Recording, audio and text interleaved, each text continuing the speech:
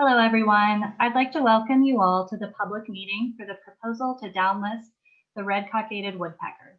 We're going to give folks a few minutes here to join the meeting, and then we will begin the PowerPoint presentation shortly, so please stay tuned. I do want to note that closed captioning is available by selecting the closed caption icon at the bottom of your Zoom screen if you are using the Zoom web portal or Zoom app on your computer. If you are having any technical issues today with your audio or other Zoom features, please chat to Clayton McGee. Thank you.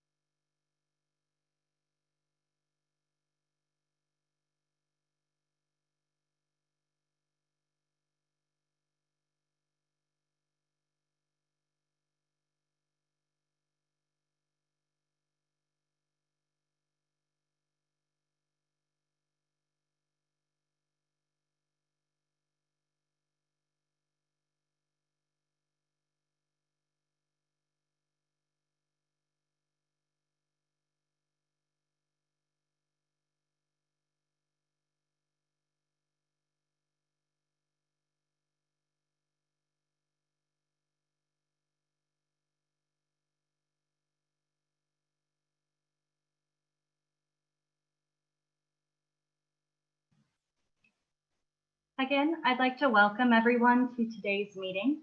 We're going to give folks just a few more minutes here to join the meeting, and then we will start the PowerPoint presentation after that. So please stay tuned, and we will start that presentation shortly. Thank you.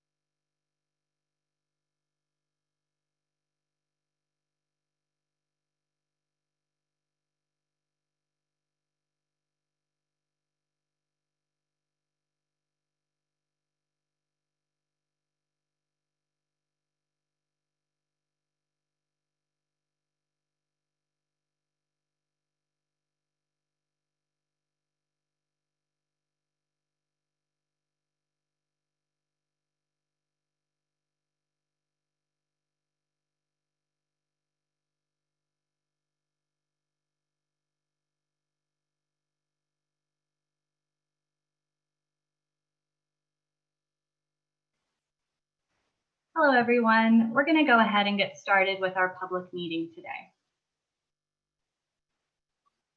Let me just go to the next slide. Again, I would like to thank you all for joining us today. We appreciate your time and participation. My name is Amanda Biederman, and I'm going to be one of your meeting facilitators today.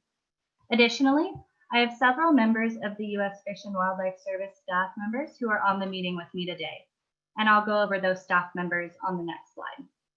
I'm now going to go over some ground rules for the meeting today. First, your microphones and videos will be turned off for the duration of the presentation. You will only be unmuted if and when I unmute you during the Q&A or public comment portion of the meeting today. Second, this meeting is being recorded as part of the project record, and all materials presented today will be provided online through the website. Questions will be addressed during the question and answer session at the end of the PowerPoint presentation. We will do our best to address questions in the order that they come in and to allow everyone an opportunity to voice their questions today. Finally, after we have answered questions submitted during the Q&A session, we will then move on to the public comment portion of the meeting at 7:30 p.m. Eastern Time, during which we will accept verbal public comments from those participants who would like to offer a comment today. Written public comments can be submitted via mail or regulations.gov, and we will provide further information on how to submit your written comments after the PowerPoint presentation. Verbal comments submitted today will be limited to about 5 minutes per participant in order to allow everyone who wants to offer a comment today the opportunity to do so. We do ask that you be mindful and respectful of this time limit.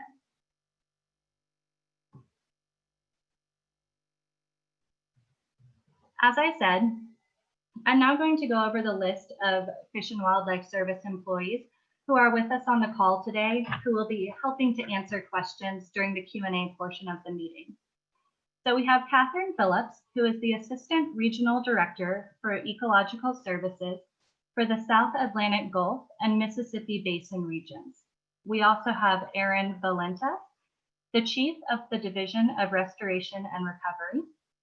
We have Will McDearman, the Red-cockaded woodpecker range-wide recovery coordinator. We also have Matt Dakar.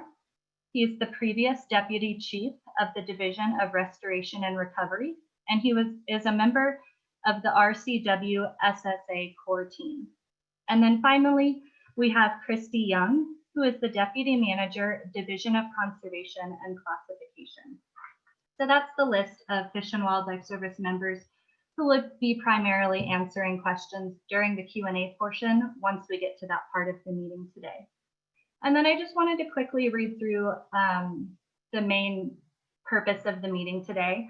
So as you can see on the slide on your shared screen, this public meeting will offer information about the red-cockaded woodpecker, the service's proposal to downlist this species as threatened under the Endangered Species Act, and explain how the public can comment on this proposal. As I said, after the presentation, the public will have an opportunity to ask questions on the proposal, and then we will move into that public comment portion of the meeting. Before I turn it over to Christy Young, just wanted to note again, for those of you who maybe didn't hear it when you first joined the meeting, that closed captioning is available for today's meeting. If you go to the bottom of your Zoom screen and select the closed caption icon, you can then see closed caption for today's meeting. And if you can't see that icon, you may need to exit your full screen view of Zoom, and then you should be able to see that icon. As I said, I'm now going to turn it over to Christy Young, who's going to lead us through the main part of the presentation for today's meeting.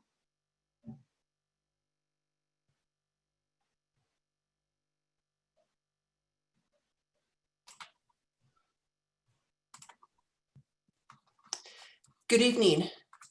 We're here tonight to talk about the service's proposal to downlist the red-cockaded woodpecker from endangered to threatened. My name is Christy Young. I am the Deputy Manager for the Division of Conservation and Classification in the Southeast, and I will be giving the presentation this evening. Next slide, please. So the red-cockaded woodpecker was originally listed as endangered under the Endangered Species Conservation Act of 1969, which was a precursor to the Endangered Species Act. This endangered status was then retained with the passage of the ESA in 1973. The most recent revision of the RCW recovery plan was released on January 27th, 2003, and the latest 5-year review was completed on October 5th, 2006. In this review, the service did not recommend changing the status of the red-cockaded woodpecker. However, since the last 5-year review, we have received new information, and we completed an analysis of the species, which we documented in the Species Status Assessment Report in 2019. Next slide, please.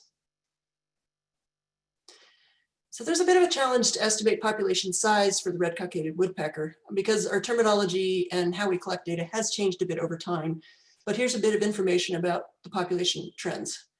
So before European settlement, we estimate between 920,000 and 1.5 million territories, RCW territories. However, at the time of listing, there were probably fewer than 10,000 individuals remaining, which translates to between 1,000 and 3,500 clusters. In the early 1990s, we started to implement a lot of the management actions to recover the species. And so by 1995, the estimated number of clusters had increased to 4,700 clusters. And currently, in the SSA report, we estimate that the population is at least 7,800 clusters. Next slide, please. So the RCW is a small woodpecker. Adults are only about 8 to 9 inches long and weigh only about 1.5 to 1.75 ounces. Both male and female adults are black and white with the latter pattern on the back and large white cheek patches. The cockade of the species name is actually a small red slash on the cheeks of mature males. This is only flashed when they're excited, and so it's actually very difficult to see in the field. RCWs live in groups that share and jointly defend territories, which is what characteristic of their cooperative breeding system, and we'll talk a little bit more about that later. They nest and roost in cavities that they excavate from living pine trees, not snags, so that's a bit unusual. And the historical range for the species may have covered over 200 million acres. Next slide, please. So the habitat for the species really consists of open, fire-maintained pine forests, particularly longleaf pine, but also some of these other, like shortleaf loblolly and some other pines. These forests have an open canopy with a diverse herbaceous ground cover and little to no hardwood midstory. The species uses these large old pines in these areas for nesting and roosting. Next slide, please. So a little bit more about the RCW and the cooperative breeding system that I mentioned earlier. They live in groups that share and defend territories year-round. A group consists of a single breeding pair and helpers. So in other words, some adults will forgo reproduction and instead assist in the raising of the offspring of the group's breeding male and female. These helpers also provide a pool of replacement breeders. As noted previously, the RCW nests and roosts in cavities all year round, and an aggregation of cavity trees with both nest cavities and roost cavities is called a cluster. The cavity excavation is actually extremely difficult, making a cluster of cavity trees a very valuable resource for the species. Finally, I want to mention a little bit about the diet. Most of the diet consists of arthropods, which they forage from the bark of the living pine trees. So the abundance of this food source is related to the age and the density of the pines, but also to the ground cover, because the arthropods will crawl up the pines from the ground cover. Next slide, please.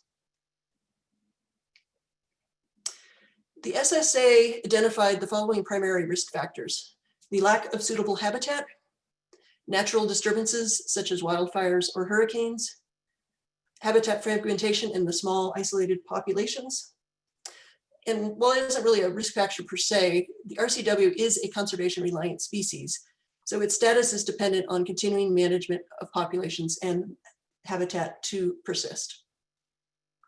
Next slide, please. So the lack of suitable habitat, this is a legacy from previous land management. So during early European settlement, we had a lot of commercial timber harvesting, and the turpentine industry in the 1800s eliminated much of the longleaf and other open pine ecosystems. By the early to mid 1900s, you had commercial tree farming, agriculture, and urbanization also contributed to further declines in this habitat. So by the 60s and 70s, much of the remaining habitat was very different, and only about 3% of the longline component remained. Longleaf pine component, excuse me. And then the remaining habitat, a lot of it is second growth and is now just reaching the age to meet RCW habitat needs. And then we also have had continuing fire suppression that resulted in these dense pine and hardwood forests. Next slide, please.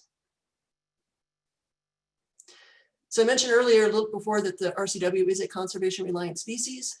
Some of the actions that are needed include installing and maintaining artificial cavities, active forest management, such as thinning and prescribed fire to sustain, restore, and even increase habitat, translocating subadults, and monitoring. Next slide, please. So for these next several slides, I'm going to go through the species status assessment that we completed to help inform our decision. The SSA looked at both the current and future resiliency, redundancy, and representation of the red-cockaded woodpecker. The SSA identified 124 demographic populations, and for 98 of these, we also were able to identify associated growth rates. This is not to say that there are only 124 RCW populations, but this is the number of populations that we were able to identify demographic information.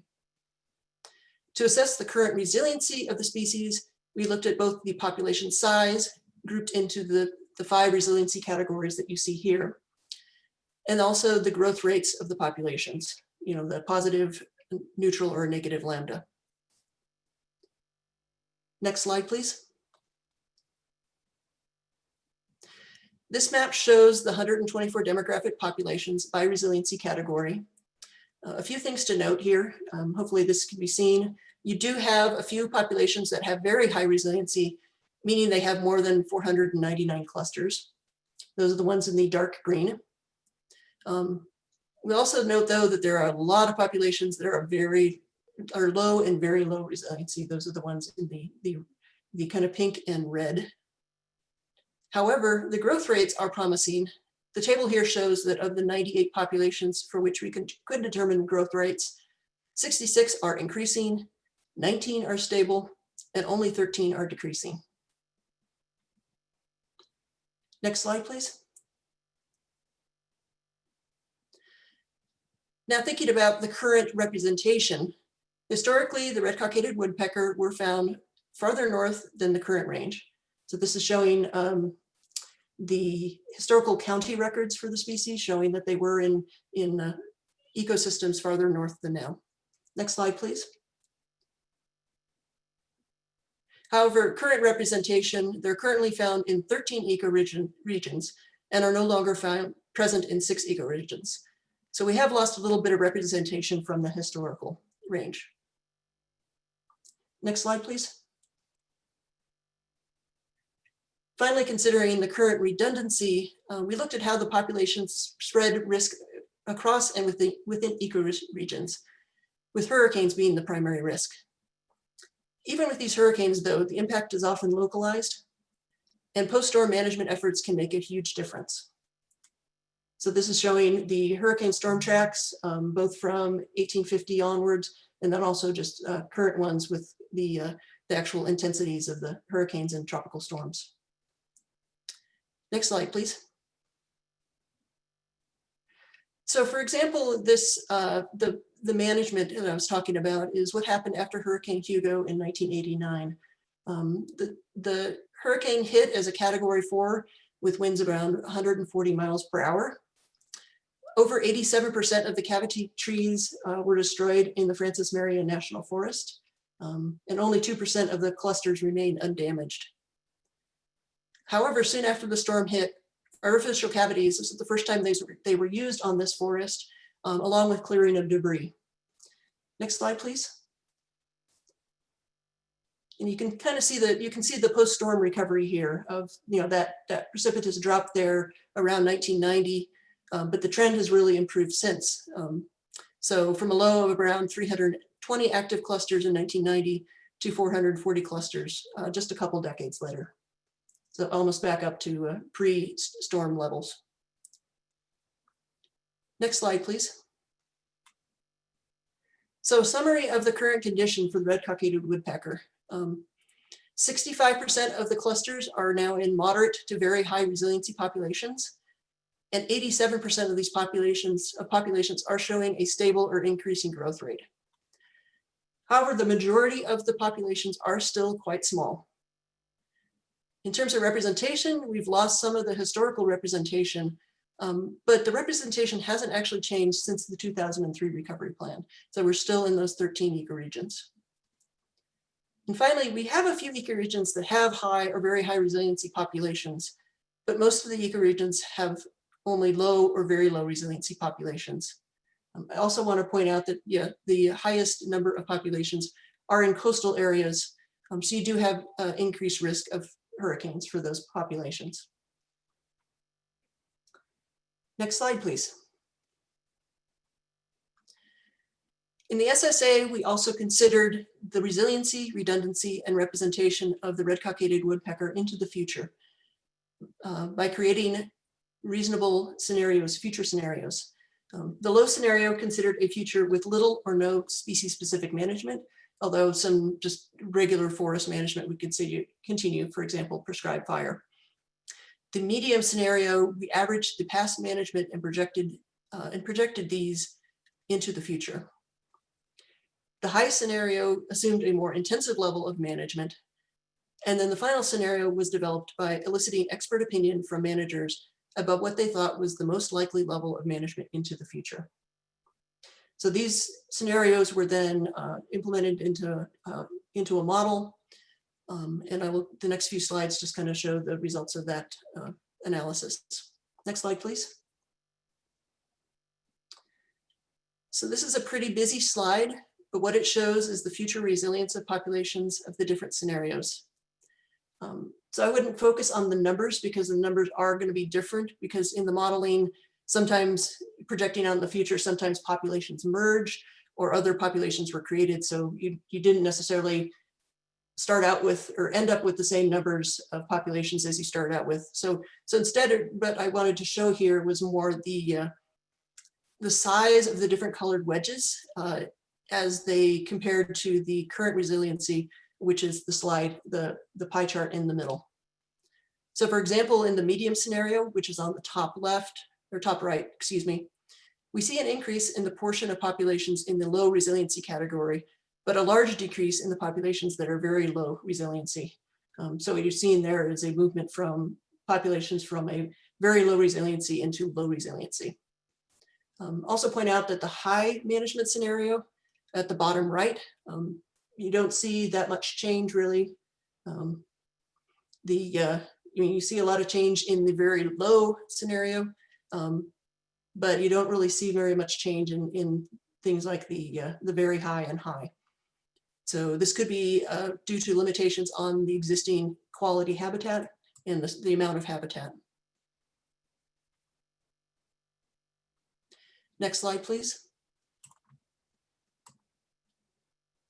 So for future, in terms of representation and redundancy, in all the future scenarios that we modeled, there were 5 very high resiliency populations in 4 ecoregions. So these are the acronyms for those ecoregions, and you can read more about those in the SSA report. In the manager's expectation and the medium management scenario, we also had 7 high resiliency populations within 5 ecoregions, and these were more widely distributed across the ecoregions. But in the low management scenario, we still had 4 ecoregions that only have low or very low resiliency populations. So that didn't change. Next slide, please. So to summarize in terms of the future scenarios, the modeling really showed the extent that the red-cockaded woodpecker is a conservation reliant species. Regardless of the scenario, most populations remain in the very low to moderate categories. But except for the low management scenario, all the populations are stable or increasing. And some other things to think about. The simulation for the low scenario demonstrated that without species-specific management, we aren't going to be making too much progress for the species.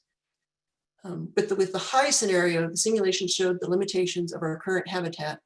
We didn't see much increase in the high or very high resiliency populations. But in that medium management scenario, the simulation showed more smaller populations were retained, and more of these smaller populations did increase and become moderate to very high resiliency. So you did see in the medium management scenario some progress. Next slide, please. So I wanted to briefly touch on the recovery plan because I know that's been a key document for the conservation of the species. The recovery criteria were based on 39 designated populations. These are focused on federal and state lands. You had the 13 primary core, 10 secondary core, and 16 essential support populations. And in the recovery plan, each of these had population objectives, and they were distributed within 11 recovery units, which are roughly equivalent to the ecoregions that we talk about in the SSA report. Of the 6 downlisting criteria, 3 have been met and 3 have been partially met now. Of the 5 downlisting criteria, 2 have been partially met and 3 have not been met. However, I wanted to note here, though, that while recovery plans provide important guidance and can provide measurable objectives against which to measure progress towards recovery, they are guidance documents and they are not regulatory documents. The Act requires that the Secretary determine whether a species is threatened or endangered based on the threats to the species. So while it is valuable to consider the progress of a species is made towards meeting down or delisting criteria, the decision to down or delist does not really rely on the recovery plan. So what we consider are the threats and whether the species meets the definition of threatened or endangered. Next slide, please. So just to recap here, the definition for endangered is any species which is in danger of extinction throughout all or a significant portion of its range. And threatened is any species which is likely to become an endangered species within the foreseeable future throughout all or a significant portion of the range. Next slide. So for the red-cockaded woodpecker, conditions have definitely improved for the species. You see here that the conditions have improved. You have a majority of the clusters in moderate to very high resiliency populations, and a significant majority of the populations are demonstrating stable or increasing populations. So the species, we determined that the species is no longer in danger of extinction. However, the red-cockaded woodpecker still faces a variety of threats, and the species continues to be reliant on conservation management. Therefore, we determined that the species is likely to become an endangered species within the foreseeable future. This is the definition of a threatened species. Next slide, please. So with the proposal to downlist the red-cockaded woodpecker from endangered to threatened, we also developed a special rule under Section 4D of the Act. Next slide. So what is the Section 4D rule? The 4D rules only apply to threatened species. Endangered species get all the protections of Section 9 of the Act. However, a 4D rule can apply any or all of those protections to threatened species. What a 4D rule really does is it allows us to be more flexible with those protections by allowing activities that are really causing only minor effects or encouraging activities that are beneficial to the species, while allowing us to better focus our efforts on those threats that are actually really making a difference to the species. Next slide. So for the RCW proposed 4D rule, we have both prohibitions and exceptions to those prohibitions. We have to have those prohibitions in place in order for there to be exceptions in a 4D rule.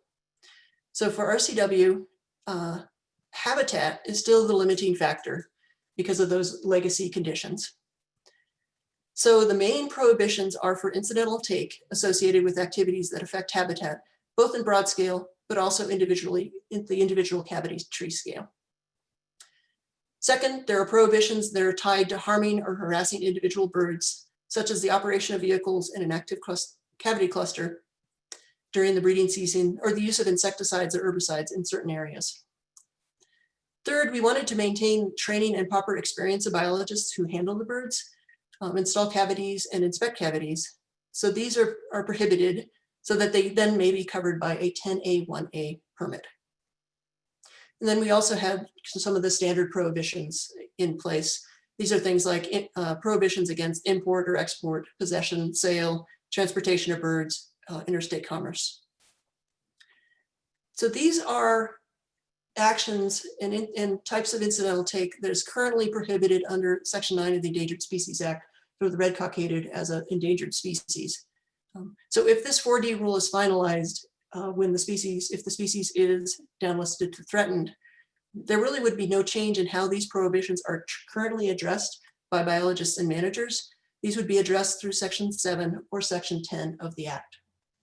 For example, again, I mentioned the needing to obtain a Section 10A1A permit in order to handle birds, install cavities, or inspect cavities. Next slide, please. So the exceptions to those prohibitions. Exceptions are really of two kinds. The first is incidental take associated with actions that are carried out in accordance with certain management plans, such as integrated national resource management plans with the Department of Defense, or other service or state approved management plans. The second type of exceptions is for impacts to the red-cockaded woodpecker that are really what we call de minimis. So for example, operating vehicles to deal with the safety issues, or something that is so routine that the birds are habituated to it. And then we also have the standard exceptions. For example, exceptions to allow incidental take if somebody has a 10A1A permit. So this is the end of my presentation on the red-cockaded woodpecker proposed downlisting rule and 4D rule. Next slide, please. Just a bit about the process. So we are currently in a public comment period. Following this meeting, we will hold a virtual public hearing to take comments on the proposed rule. All documents related to this proposed rule can be found at regulations.gov under this docket number, FWS-R4-ES-2019-0018. And you can also find a copy of this presentation on our website. It will be uploaded tomorrow morning. This is the website that you would have visited in order to register for this event. Next slide, please. We will be accepting comments through December 7th, 2020. And you can submit your written comments by also going to regulations.gov and typing in the docket number in the search bar. Next slide, please. We will now take questions. A reminder that this part of the event is just for questions. Comments made now will not be included in the record, but if you want to make a comment, you can sign up to comment during the public hearing later this evening, or you can also submit your comments to regulations.gov, or you can mail them. And more information on that will be later. So I will now hand this back over to Amanda. Thank you for your time.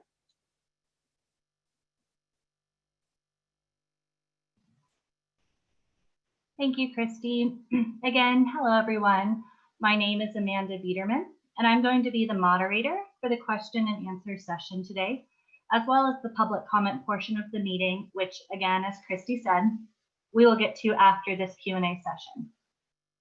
So we're now going to begin the Q&A portion of this meeting. The intent of this question and answer session is to answer any process-related questions you have for Fish and Wildlife Service staff on the proposal. And I just want to note, if you submitted your question via email before today's meeting, please note that you will need to resubmit your questions electronically during the meeting today using one of the methods that I will describe shortly. I will first go over instructions for how to submit a question if you are using the chat function, if you are using the Zoom web platform or Zoom app. After we have gone through questions submitted via the Zoom web platform or Zoom app chat feature, we will then move on to participants calling in over the phone today who would like to ask a question, so please stay tuned for those instructions. At this time, if you have a question and you are using the Zoom web platform or Zoom app, please go ahead and click on the chat icon at the bottom of your Zoom screen. And if you hover your mouse over the bottom of your Zoom screen, that chat icon should appear. Again, you may need to exit your full screen view in Zoom in order to see the chat icon. You can then type your question into the chat box and please send it to the host of the meeting, Amy Lewis. I will then read your question aloud for all participants to hear, and a Fish and Wildlife Service staff member will respond to your question aloud. We will try to answer your questions in the order that they are received. Please note that there may be a bit of a pause between you asking your question and us getting to it in the list and a Fish and Wildlife Service staff member responding to your question. And I do want to ask people today, if you could submit your questions one at a time, not just in one bulk list, and that will help us to kind of just evenly allow everyone on the meeting today an opportunity to ask their questions. And again, we'll go through as many questions as we can that are using the Zoom chat feature before we'll then switch over to phone callers. At 7:30 p.m. Eastern time, we will then switch over to the public comment portion of the meeting in order to allow people who want to comment an opportunity to offer their comments. And then if we have time at the end of the public comment portion of the meeting, we will then circle back to the Q&A portion of the meeting and try to answer as many questions that we didn't get to before 7:30 p.m. Eastern time as we can. So please just understand that there might be a little bit of toggling back and forth between the Q&A and the public comment portion of the meeting. And so it looks like we have our first question already. And so that question is, are U.S. Forest Service land management plans that have gone through consultation with the Fish and Wildlife Service considered service approved plans? And if not, why not? And so I'm now going to unmute Will McDearman, who will help answer that question. So please wait while I unmute Will.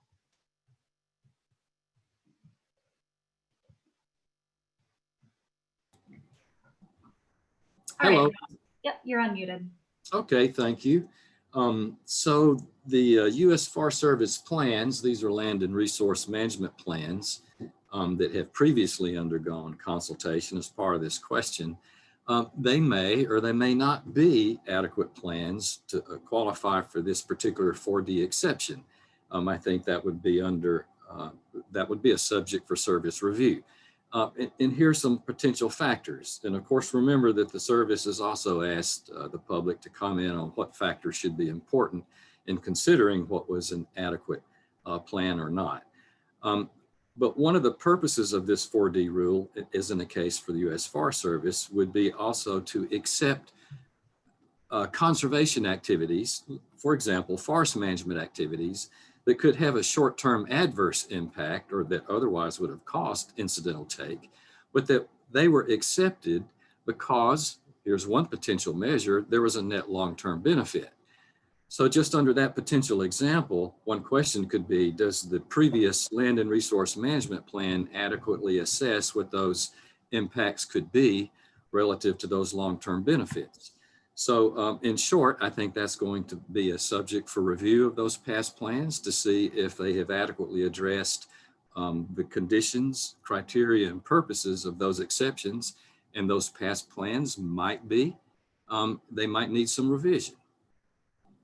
So that would be my response unless others in the service would like to add more. Great, thank you, Will, for that response. I'll go ahead and put you back on mute and we can move on to our next question. All right, so question number 2 is, can the Fish and Wildlife Service go into more detail on the DoD exceptions? Are they different from what is currently allowed? And I'll go ahead and unmute Erin Valenta, who will help us respond to that question.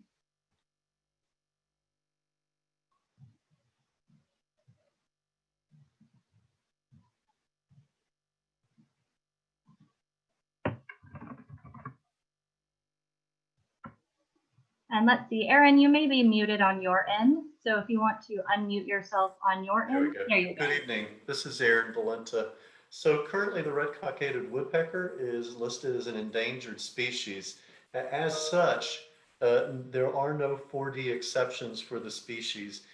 Any take of a red-cockaded woodpecker at this time would be prohibited under Section 9 of the Endangered Species Act. Uh, with this proposal, the species would be listed as a threatened species. And as Christy discussed earlier, it would be subject and would be possible to have those 40 exceptions placed on this proposed rule. Great, thank you, Aaron, for that response. I'll put you back on mute and we will move on to our next question. And so question 3 is, why were state conservation agencies not given an opportunity to review the proposed 4D rule before it was published? And we're going to go back to Will McDearman, who will help us respond to that question. Hello. So here again, we are in the public comment period. And my short answer to this is state agencies are now clearly invited to comment, as are all entities to comment on the proposed rule.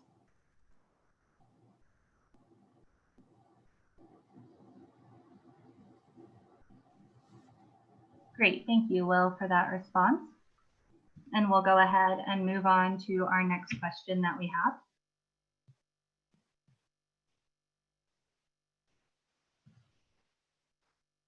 All right, so question number 4 is, prescribed fire is used to maintain RCW habitat, but it can also damage cavities if trees catch fire. So is incidental take from prescribed burning prohibited? Later in the document, it states prescribed fire is accepted from incidental take. Which one is it? And so again, I'll go back and unmute Will McDearman, who will respond to this question.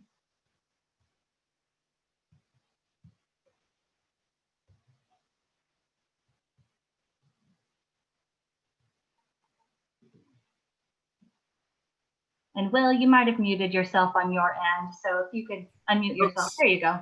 I'm sorry. So I'll give perspective on current conditions and what the 4D exception would do. So currently right now, a prescribed fire, even though it would be intended to provide a beneficial action to restore or sustain habitat, it could incidentally burn and destroy, for example, an active cavity or an active cavity tree, and it could kill, injure, or harm the RCWs that otherwise, under Section 9 prohibitions, well, it would be prohibited. So currently, there are federal agencies that have undergone Section 7 consultation, and they have allowed incidental to prescribed fire. So under the 4D rule as an exception, this could be an exception as another example under an approved service plan. In this case, I think maybe the question was asked, well, it wasn't specifically for the U.S. Forest Service, but for example, if you were the U.S. Forest Service and you had an approved plan that considered the nature of these impacts from prescribed fire to provide these beneficial activities for conservation, it could be accepted, the prohibitions against take. So that would be my response, unless others in the service would like to add.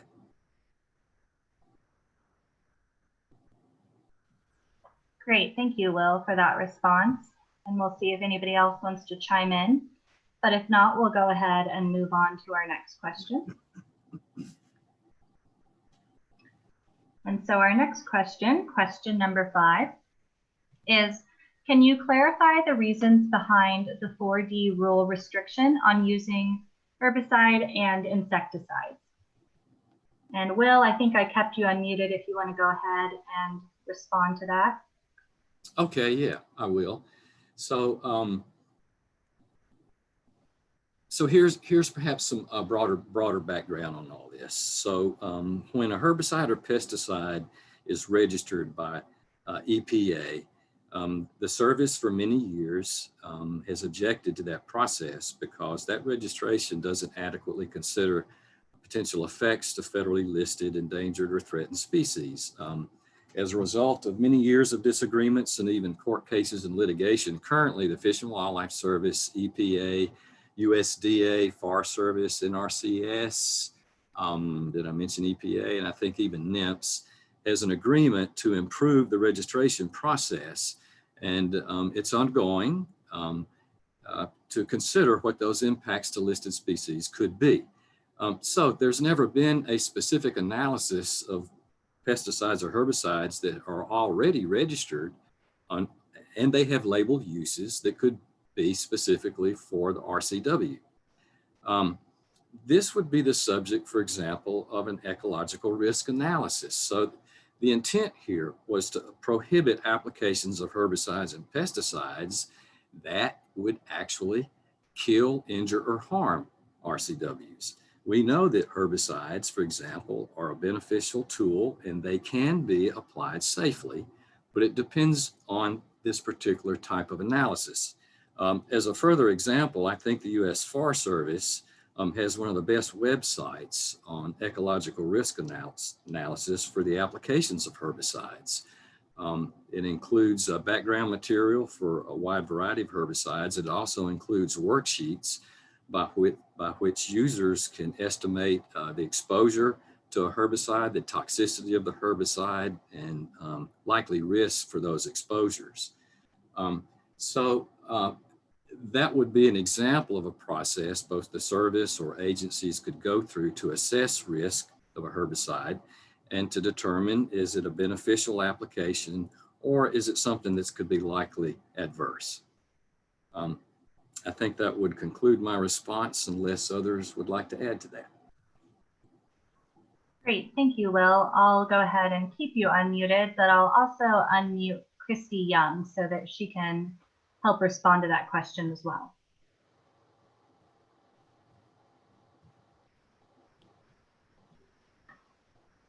And Christy, again, you might be muted on your end if you want to go ahead and unmute yourself on your end.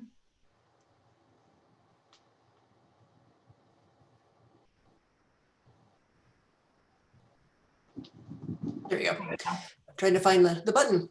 Hi.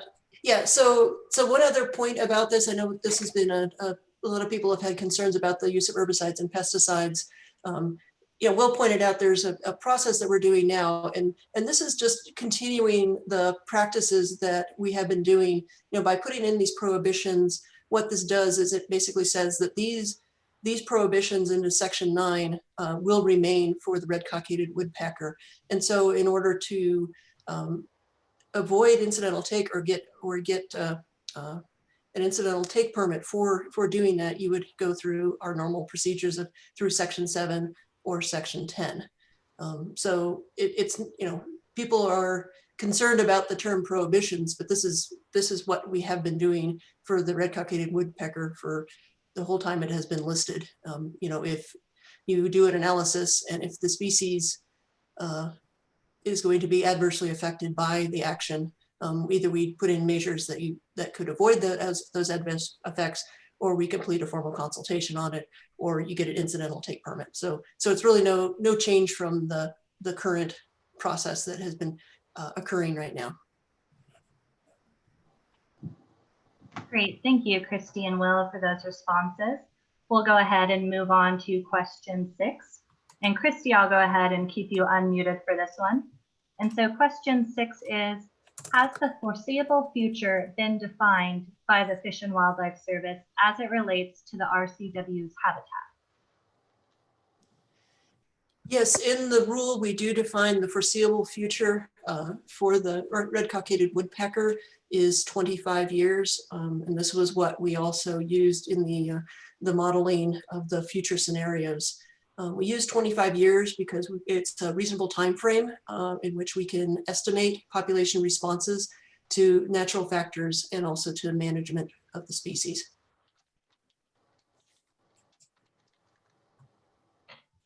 Great, thank you, Christy, for that response. We'll go ahead and move on to question 7. And so question 7 is, why was the definition of an RCW cluster altered from the recovery plan to only include active cavity trees and not define a minimum number of acres for management? And Will, I have you unmuted if you want to go ahead and respond to that question. So the person who asked the question is correct. So in the recovery plan, an active cluster is the aggregation of active cavity trees, for example, and a minimum area associated with that of 10 acres.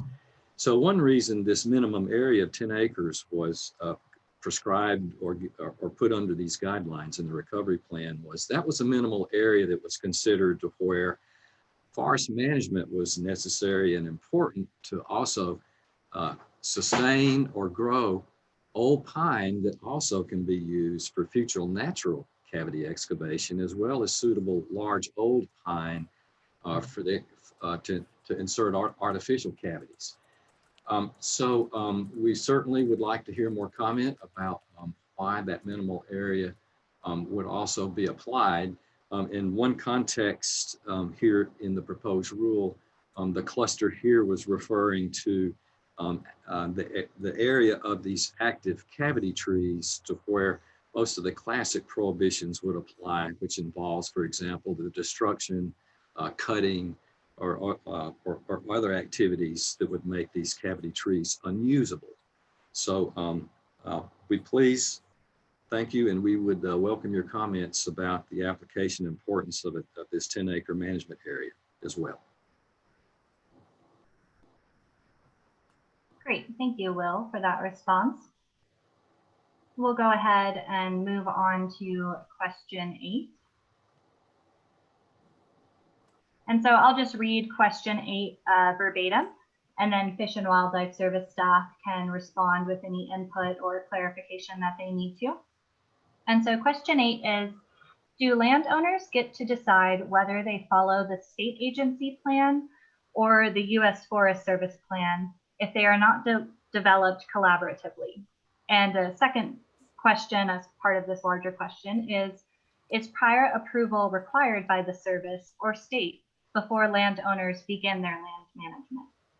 And so Christy and Will, I kept you unmuted if you want to respond to that question or provide any clarification on that question. Yeah, I think Aaron Valenta was going to answer that question. Okay, great. I'll go ahead and unmute him as well. Okay, so I'm not really clear of the full question, but I think a point that needs to be made is private landowners' management of RCW and development of conservation plans is a voluntary action. We don't mandate, we cannot, and we do not mandate that landowners develop conservation plans or that landowners have those plans developed or approved by state or federal agencies. Certainly, we partner and work collaboratively with private landowners, and we encourage them to manage their RCW for that species and for full ecosystem benefits. But it is a voluntary action on the part of private landowners. So I hope that helps some of your question. Great, thank you, Aaron. And I think Will is going to provide just a little bit more follow-up in response to that question. Another context here for a private landowner that's non-governmental might be, depending on the nature of this question, could be, for example, is the landowner enrolled in a safe harbor plan? We have a number of states, for example, state agencies that have safe harbor agreements with the Fish and Wildlife Service, under which the state agencies enroll private landowners that voluntarily want to enroll and provide voluntary beneficial management for RCWs. And in return for that voluntary beneficial management that is agreed upon between the state agency under that safe harbor agreement, those landowners receive regulatory assurances under a federal permit that if RCWs increase on their properties as a result of beneficial management, there are no further additional land use restrictions to those what we call above baseline additional RCWs. So this would be an example of where if the landowner voluntarily chose to agree, he would have to comply with that particular safe harbor plan that the state holds.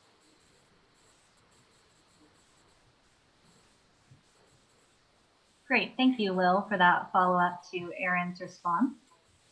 And we'll go ahead and move on to question 9 now. And so question 9 kind of builds off maybe what Will was just talking about, but I'll go ahead and just read it aloud for everyone. So question 9 is, What is the incentive for landowners to continue to participate in the Safe Harbor program with the new exceptions to the prohibitions eliminating much of the original protections the Safe Harbor program provided? So Will, I'll turn it back over to you to respond to that question. Okay, thank you. The Safe Harbor program is going to continue unchanged under this proposed rule and under 4D. So there are no 4D exceptions for landowners enrolled in the Safe Harbor. They still get their regulatory benefits. And they still have to conduct their voluntary beneficial management.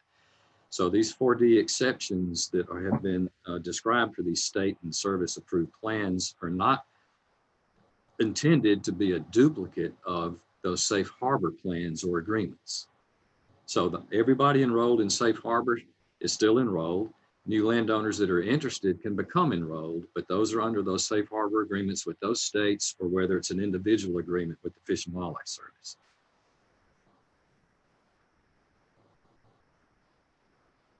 Great, thank you, Will, for that response and follow up to that question. And so we'll now move on to question 10. And question 10, the questioner quoted part of the proposed rule and then asks a question. So kind of a long question, but I'll read it slowly for everyone.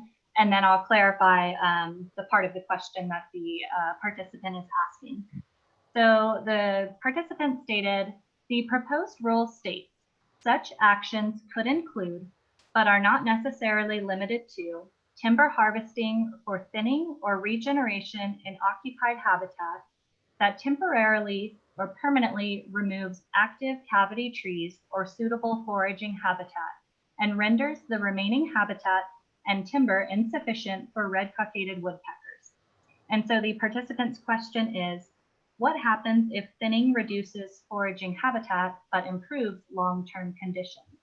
And Christy Young is going to start us off with responding to that question. Okay, I believe that the question is related again to the 4D rule, and there's the prohibition on activities that are temporarily permanently removing cavity trees or foraging habitat. But then I would also point towards the exceptions to that rule. And in the preamble to the 4D, we did talk quite a bit about habitat restoration activities, such as thinning overstock stands, converting loblolly, slash or other pines to more fire tolerant pines, such as longleaf, and regeneration of stands to provide more suitable habitat, and that this could be included in a service or state approved management plan, and such that we would allow the incidental take that in a short term reduces foraging habitat, but then the long term improves the long term conditions. So that could be something that is is exempted from the incidental take prohibitions through a service approved management plan. And Will, if you wanted to add any more to that. Yeah, I would, excuse me, my computer was beeping at me. I agree with that. And so this could be an example to where, as Christy remarked in the preamble, so in a service approved plan, for example, there would be a description of limiting conditions, and where RCW territories are very small, dense, and packed, there could be a need to convert off-site pine. It could be loblolly or slash or something else to more fire resistant and more long-lived longleaf. And to do that, to take out the suitable habitat for off-site pine, obviously could lead to an adverse effect. So that could be an exception in a plan to lead to the net long-term benefit. And we've asked for public comment on what could be some criteria that the service should consider for those plans. They could include, for example, the extent of these or the amount or extent of these short-term adverse impacts over a certain period of time relative to when these long-term benefits could be attained. But I also agree with what Christy had said as well. Thank you. Great, thank you, Will and Christy, for those responses. we'll go ahead and move on to question 11. So again, this question is a lengthy one, but I will clarify the participant's exact question at the end. So the participant wrote, the proposed rule states, once certain population size objectives, such as those identified in the 2003 recovery plan, are met and other parameters are established, such as commitments relating to the amount, extent, and location of any future incidental take, a landowner following a service or state-approved management plan could be accepted from incidental take for red-cockaded woodpecker conservation activities or habitat restoration activities, including but not limited to silviculture and prescribed fire, activities causing harm or harassment of red-cockaded woodpeckers, and use of insecticides or herbicides on their lands. So the participant's question is, does this mean activities aren't accepted until population objectives are met? And Christy Young is going to go ahead and respond to that question for us. Okay, again, this is part of the preamble, and I believe the section that the question is referring to is we in the preamble to the 4D rule, we do discuss that we're talking about the service or state approved management plans, and that we are actually asking the public to comment and provide us information on what could be some other ways that a service or state approved management plan could accept incidental take. And we just give the example here. This is not actually in the proposed rule right now. This is just in the preamble where we give this example that perhaps the final rule as written could state that the population objectives, once the population objectives in the recovery plan are met, that any take above that could be accepted from incidental take. So it is just an example that we provided, and we are requesting the public provide comments and further information on that idea or any other ideas that they have about what are the criteria for service or state approved management plans. Great, thank you, Christy, for that response. We'll go ahead and move on to question 12. I do just want to quickly clarify here for anybody who has just recently joined the meeting. Right now, we are still in the question and answer portion of the presentation. We'll take maybe a couple more questions from people using the Zoom web platform or Zoom app. We'll then shift over to any of our phone callers who might have a question that they would like to ask today. Once we have gone through as many questions as we can before 7:30 p.m., we'll then switch over to the public comment portion of the meeting, where we will accept public comments on the proposal. We do have about 5 people who had pre-registered who selected that they wanted to offer a comment. So we will go through those commenters first, and then we will open up the public comment portion of the meeting to anyone who would like to offer a comment today. If we still have time, we will then shift back over to the question and answer portion of the meeting today and continue to respond to your questions on the proposal. So I just wanted to clarify that process for anyone who has just now recently joined.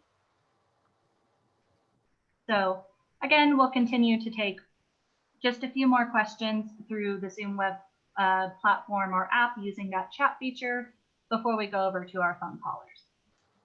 So question 12 that we've received is, if the recovery plan criteria for downlisting is being set aside, what criteria will be used for assessing population goals and delisting? And Will McDearman is going to help us respond to that question. Yes, so the 2003 second revision of the recovery plan is still the only current and valid version of the recovery plan. And if this proposed rule is finalized and a downlisting rule is promulgated, the 2003 recovery plan is still the only applicable recovery plan, as are those delisting criteria. So those delisting criteria still represent the goals up until and if the 2003 recovery plan is revised for a third revision.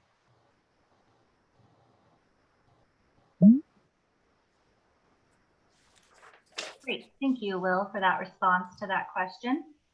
And so we're going to go ahead and answer or ask and answer question 13 before we then move on to our phone callers today.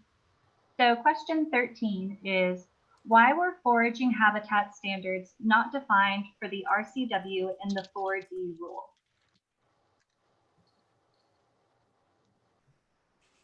And Will, if you want to go ahead and take that question, you are welcome to respond to that. Well, I'm not quite sure what the questioner may have meant by defined.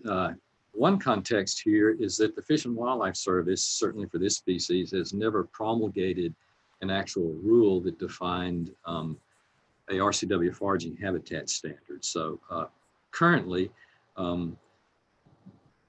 there are at least two basic or fundamental foraging habitat conditions, and they are described in the recovery plan and in some subsequent documents by the service after the recovery plan. One is called a standard of managed-ability. The standard of managed-ability represents a minimum amount and quality of habitat that the service recommends to remain if there is a removal of foraging habitat. And then at the other end of that spectrum in the recovery plan, there is a condition called good quality foraging habitat. Good quality foraging habitat is a higher quality in terms of amount, and its purpose is to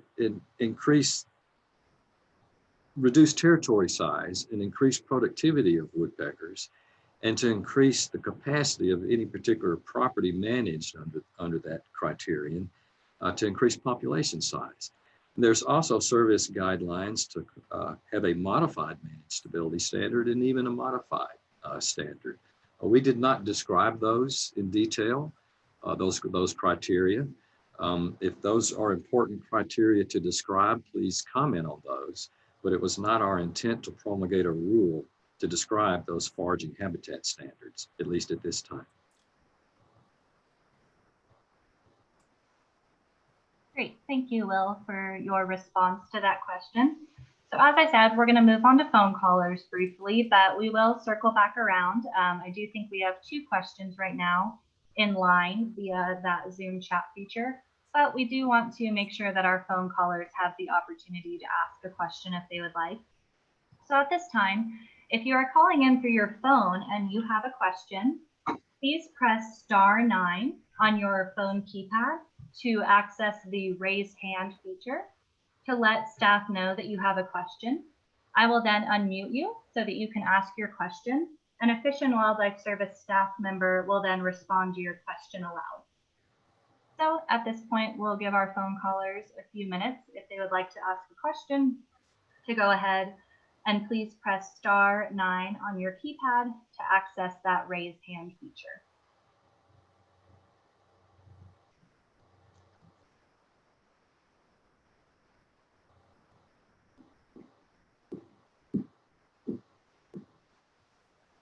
God, come on.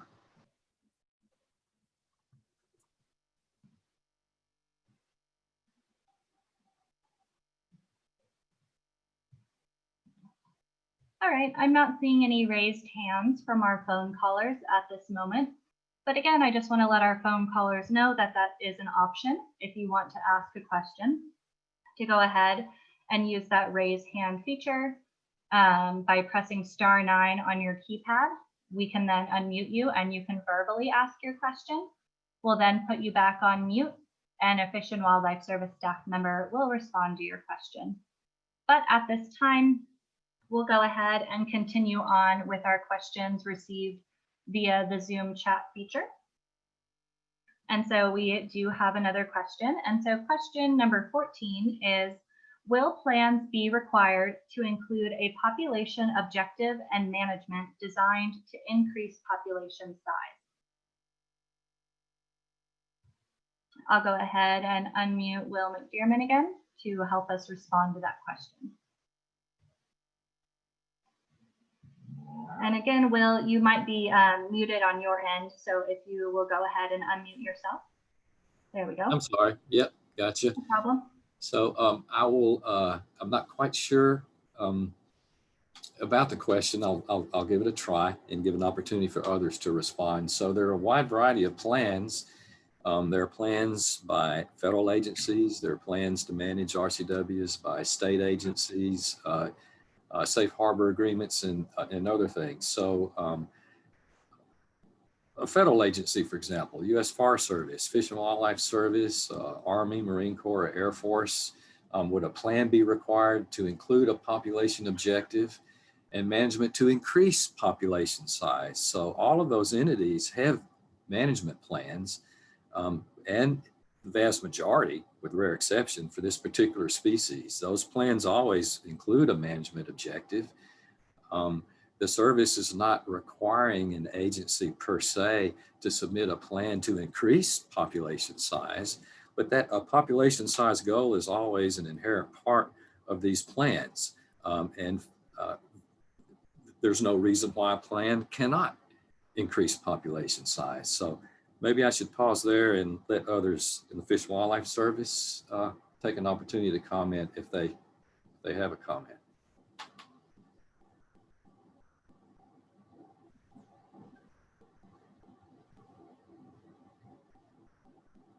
All right, I'll go ahead and unmute Christy Young in case she wants to add anything to that. And if not, we can move on to our next question.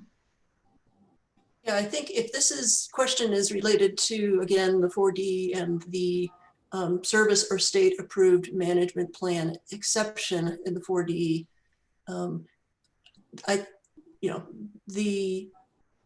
the management plan, the 4D rule, and the concept of the management plans, at least in the proposed rule, we asked the public to provide a lot of comments on what exactly should be in one of those service or state approved management plans. And so I guess I would indicate that the person asking this question, if they have information or have ideas about how a population objective would be included in that, to please submit comments to us before the close of the comment period. I think that's it. Great, thank you, Christy and Will, for those responses. We'll move on to question 15 now. So question 15 is, why is the Department of Defense being treated differently than other federal agencies with service approved plans like the USDA Forest Service or National Wildlife Refuges? And Aaron Valenta is going to help us respond to that question. So I'll go ahead and unmute him now. Thank you. So the proposed 4D rule provides an exception to take incidental to DOT military training activities, and it isn't contingent upon the Integrated Natural Resources Management Plans, the NRAMPs, which are produced under the CITES Act.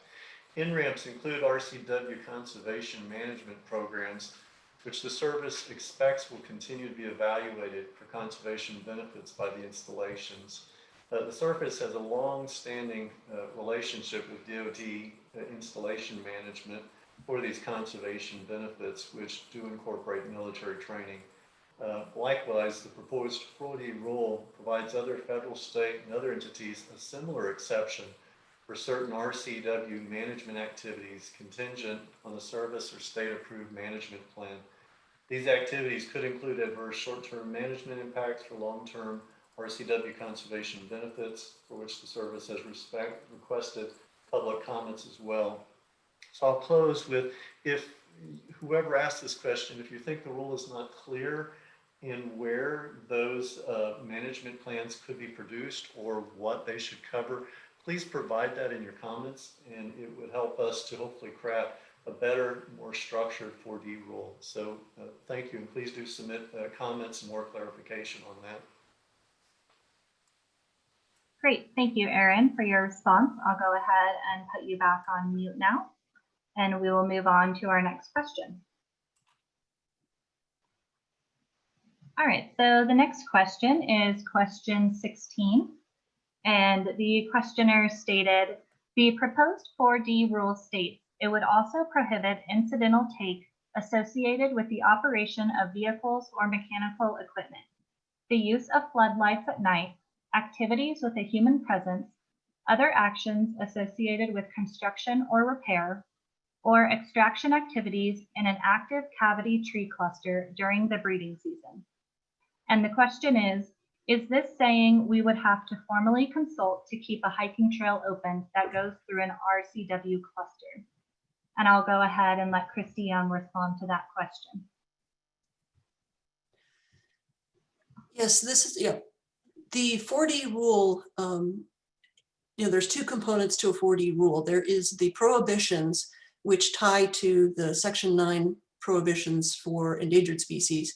And you basically are identifying those prohibitions that would also apply to threatened species. And this is an example that we have in the proposed rule of one of those prohibitions. But then you also in a 4D can then make exceptions to those prohibitions. And what I talked about in the presentation is that we want to accept activities that have de minimis or very, very small impact to the species, or those activities that are overall beneficial to the species. And that's kind of how we crafted the RCW proposed 4D rule. And so for the example that is given here specifically, the exception section of the 4D rule actually talks about these activities that there's existing human presence, there's existing management, operation of vehicles, there are RCWs in golf courses or in parks along hiking trails or the like, and that these activities would be accepted, or any incidental take associated with that would be accepted because we think it's very unlikely to occur. It's de minimis. And so these ongoing activities, as long as there's not an increase in the frequency, intensity, duration of the current use of operations, for example, I think the question asks about a hiking trail that is keeping a hiking trail open. So if it's an existing hiking trail and there's no change in that hiking trail, then that activity and any potential incidental take about that associated with that activity would be exempted under this 4D rule, or accepted under this 4D rule. Thank you. Great, thank you, Christy, for that clarification and response. And we have about less than 15 minutes left before we move on to our public comment portion of today's meeting. We are continuing to receive questions via the Zoom chat feature. But again, for phone callers, just a quick reminder, if you do have a question that you would like to ask today, please go ahead and press *9 on your phone keypad to access the raise hand feature to let staff know that you have a question. I'll then unmute you so that you can ask your question verbally, and a Fish and Wildlife Service staff member will then respond to your question. I don't see any raised hands at the moment, so we'll continue to move on with our Zoom chat questions. And we do have another question. That is question 17. And this question is, has the U.S. Fish and Wildlife Service reviewed all of the U.S. Forest Service plans to see if they are current? And if they are not, what mechanism does the U.S. Fish and Wildlife Service have to force the U.S. Forest Service to update their plans? And I'll go ahead and let Will McDearman respond to that question. Okay, thank you. I'll answer the first part. Yes, the Fish and Wildlife Service has reviewed all U.S. Forest Service plans at some point in time. Should be aware that some of these plans predate the Fish and Wildlife Service 2003 RCW Recovery Plan. Some are more recent. So there's a wide range in history of these plans. So some examples of U.S. Forest Service plans that predate the 2003 Recovery Plan are in Texas. And the other part was, what mechanism does Fish and Wildlife Service have to force the Forest Service to update their plans? If I understand the general nature of this question, I will answer it first by saying the Fish and Wildlife Service can't force the U.S. Forest Service to update a land and resource management plan. That is a Forest Service decision. So under Section 7 of the Endangered Species Act, however, when the Forest Service carries out an activity that in cost, they also have Section 7 obligations to consult with the Fish and Wildlife Service. And when they consult with the service, if the service finds that a proposed activity may affect, or in our opinion, it it is likely to adversely affect, we have and we will continue to recommend that the Forest Service consult on those particular activities. The Forest Service, as in any federal agency, can refuse to consult with the Fish and Wildlife Service. I can't think of an instance when that has actually happened.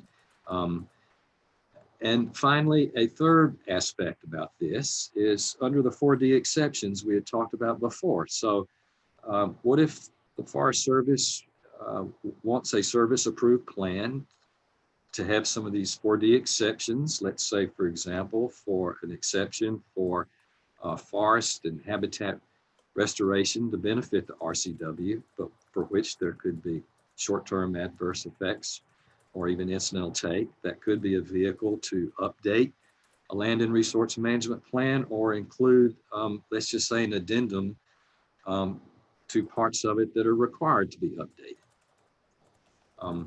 I think that would, that's my best response I can think of, unless others in the service would like to add to that.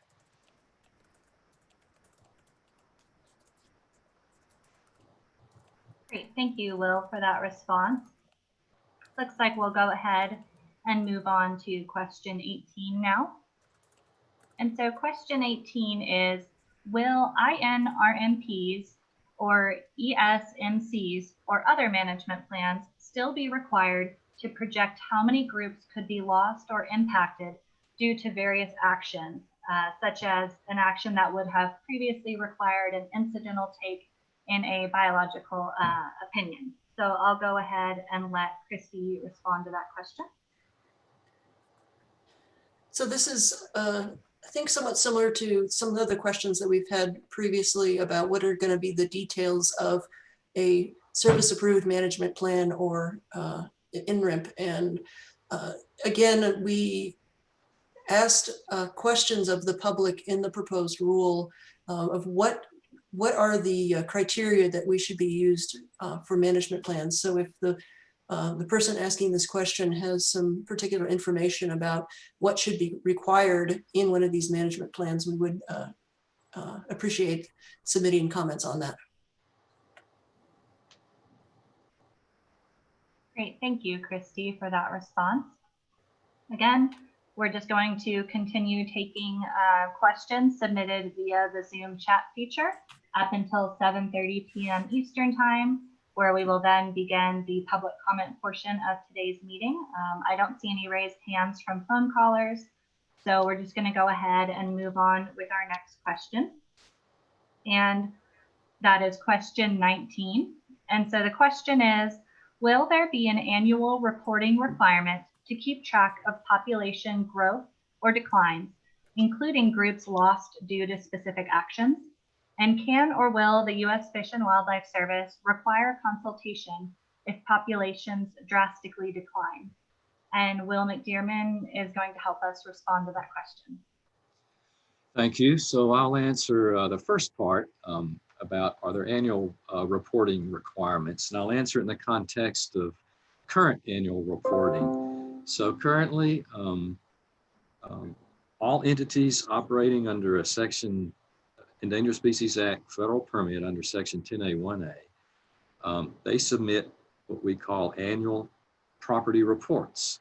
And included in those property reports is data on population size. And these annual property reports with data on population size, number of active clusters, and a large number of other factors, at least on the Fish and Wildlife Service side and on the RCW Recovery Coordinator's task, I track, for example, trends in population growth and decline. So do our Ecological Services field offices. I expect that this reporting will continue as I just routinely described. Another context, however, of this could be, if they're asking, are there reporting requirements associated with a service-approved plan for a 4D exception? That's a good question. That could be important, and we certainly are inviting public comment about that. The other question here is, can the service require consultations if populations drastically decline? Yes and no. I will tell you in the past where there has been a decline in populations on federal agencies, the service through Ecological Services field offices and RCW recovery coordinator routinely, if you want to call it this, because technically it is, we initiate an informal phase of consultation to explore with that federal agency, why is that population declining? What are the factors? Is it a lack of adequate management? Is it are the cavities insufficient? What are the limiting factors and what's the solution for it? Is it something the agency is doing, or is it something that the agency is failing to do? Those can lead to formal consultations depending on what the answer to those questions are. I think I should stop there in case others in the service have something to add. Yeah, this is Christy Young. So just in relation to response to that second question there about requiring consultation, if the question is specifically referring to Section 7 consultation, a 4D rule does not change the requirement to consult under Section 7. A 4D rule changes the prohibitions and what is accepted under the prohibitions of the prohibitions that related to incidental take. So, you know, this is maybe getting a little ESA nerdy, but the consultation, even with a 4D rule, will have to continue.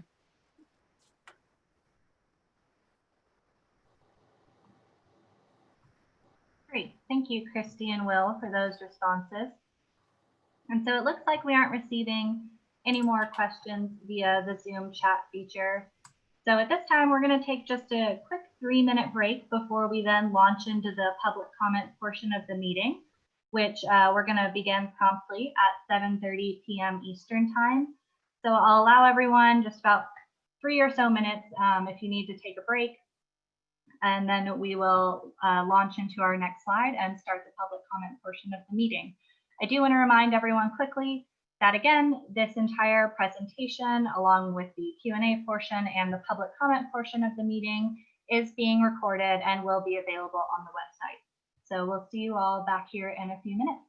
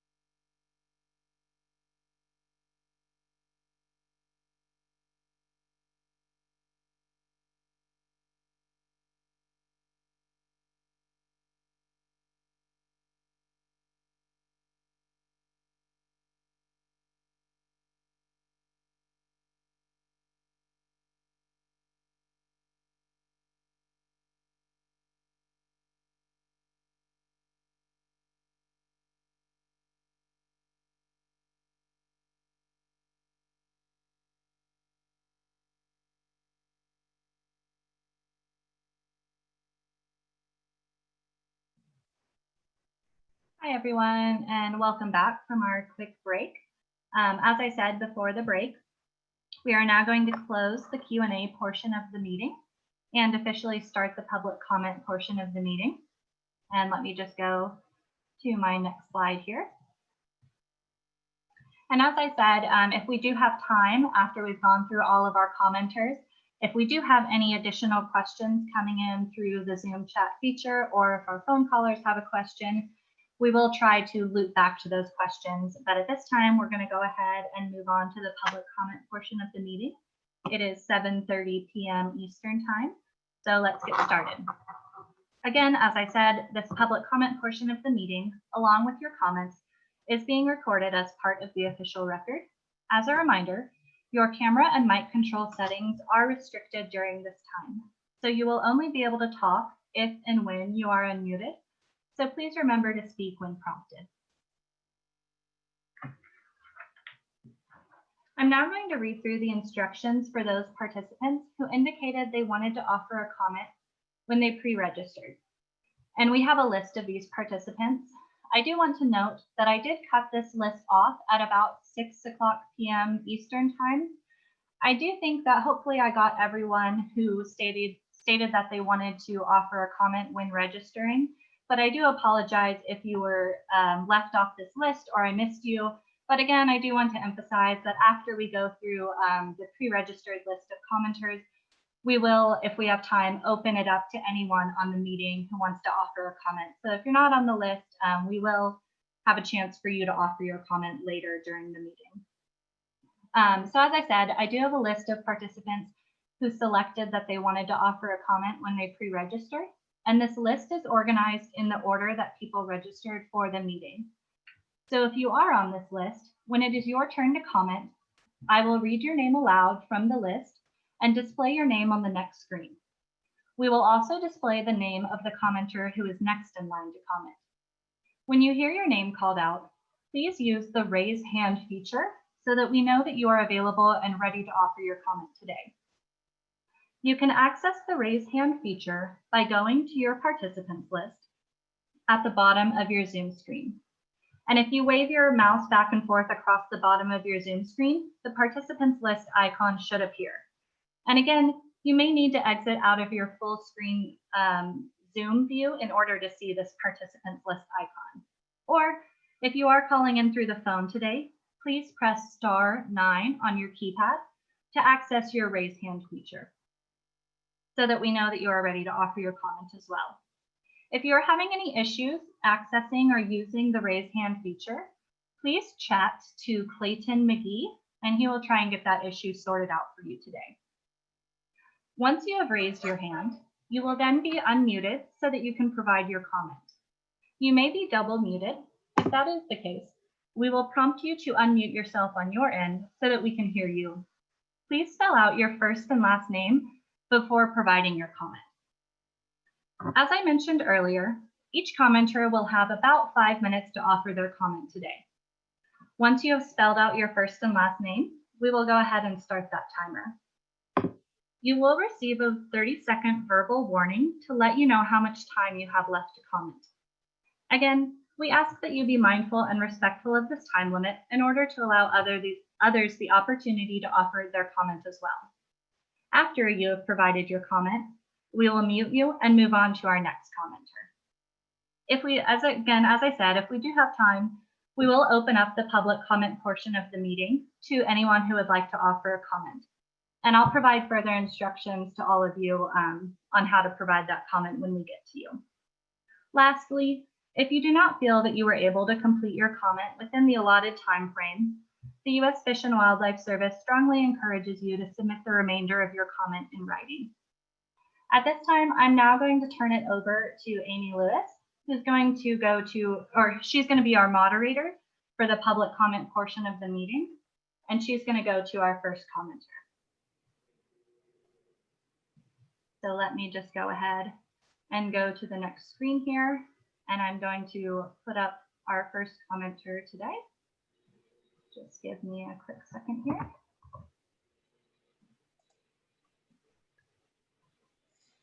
Okay, good evening, everyone. As Amanda said, my name is Amy Lewis, and I am going to be taking us through the public comment session. And so our first commenter tonight is Dan Roach. Dan, if you are on the line, please go ahead and access your raised hand feature.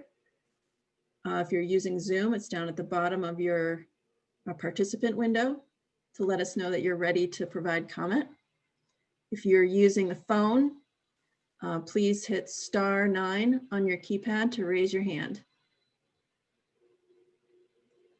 Dan Roach.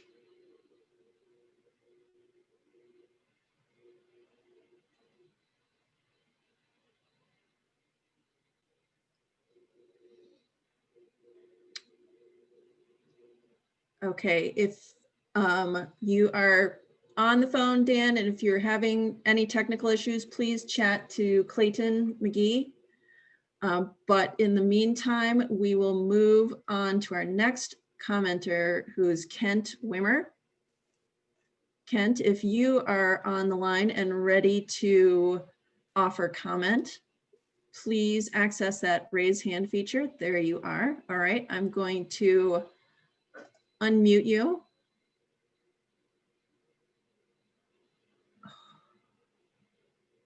And you might be double muted on your end too, so check to see if, there you go. Hi, Kent.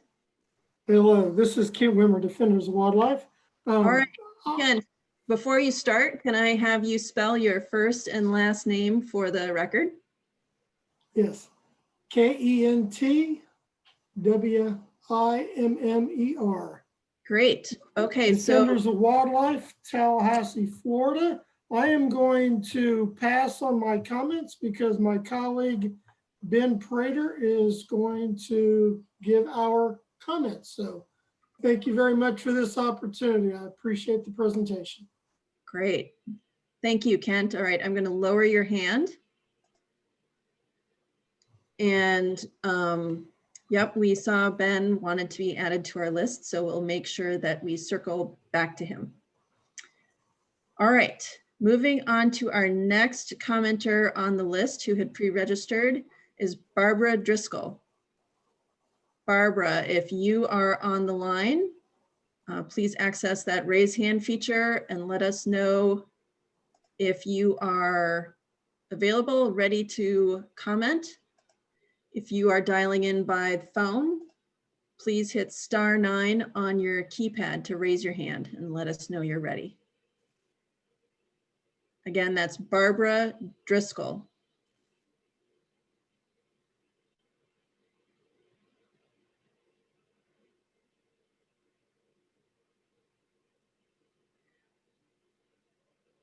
Okay, don't see Barbara, so we'll move on to the next commenter on our pre-registered list is Chip Murray. Chip, if you are on the line, I see you've got your hand raised. All right, I'm going to unmute you.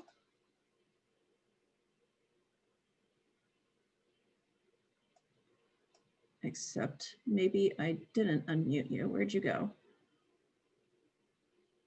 Well, I have to manually do it. There we go. There you go. Hi, Chip. How are you? Hi, how are you? I'm doing well. Okay, so I'm going to have you spell your first and last name for the record. And then just a reminder that you've got about 5 minutes for your testimony. And I'm going to kind of keep track of you on my end and let you know if you get close to that time limit. Okay, thank you. And thank you for the opportunity here. My name is Chip Murray, ChipMurray, and I'm with the National Alliance of Forest Owners. I think your efforts here to address the red-cockaded woodpecker and recognize the fantastic conservation advances that have been made with that species is great. I think the challenge, a bigger challenge you're facing now is how to deal with Section 4D of the Endangered Species Act. I thought the presentation earlier on the one slide and the bottom bullet said that one of the reasons or one of the uses that you can make of a 4D rule is to make the Endangered Species Act easier for the public to deal with and to ease some of its requirements, to make it, to to facilitate perhaps its conservation benefits by removing what could be considered red tape or unnecessary formalities from what is in place when a species is listed as endangered. And I'm not sure the proposed rule accomplishes that. I think a 4D rule needs to be specific. It needs to recognize what has worked in the past, what sort of threats that current forest use under, whether it's under an agreement, a habitat conservation plan, or just somebody out there on the landscape that has woodpeckers on their land, you should have a good idea of what can continue on without going through a safe harbor agreement or any other sort of Fish and Wildlife Service approved arrangement, or even state approval. I think that the agency has not taken full advantage of that opportunity. Clearly, if a forest owner wants to have the assurances that a safe harbor agreement provides, that mechanism should stay in place and made available. But not every forest owner necessarily wants those assurances. They may just have a very small population on their land and they want to maintain it. They want to keep it safe, provide it some foraging habitat. They just want to know what they have to do without getting involved in a application for some sort of a safe harbor agreement or other permit under the Endangered Species Act. So let's see. The other point that I would make is going back to what should be your experience with forest management, particularly private lands. You know, private lands are quite different than public lands, and they don't have the same sort of management requirements that are imposed on public lands, but yet those private forest owners have the same sense of stewardship and sustainability that the federal agency should have. So I think you need to look at what has worked in the past, what has worked under the safe harbor agreements. You describe a list of herbicides that the Department of Agriculture or the Forest Service has posted and recognized.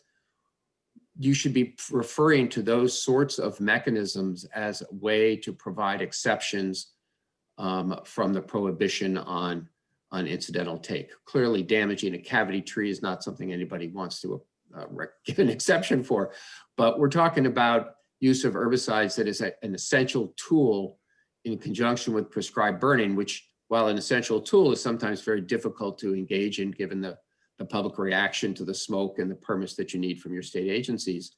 So those herbicides provide that backup for the prescribed burning that's very critical to maintaining the foraging habitat and keeping the mid-story down around the clusters.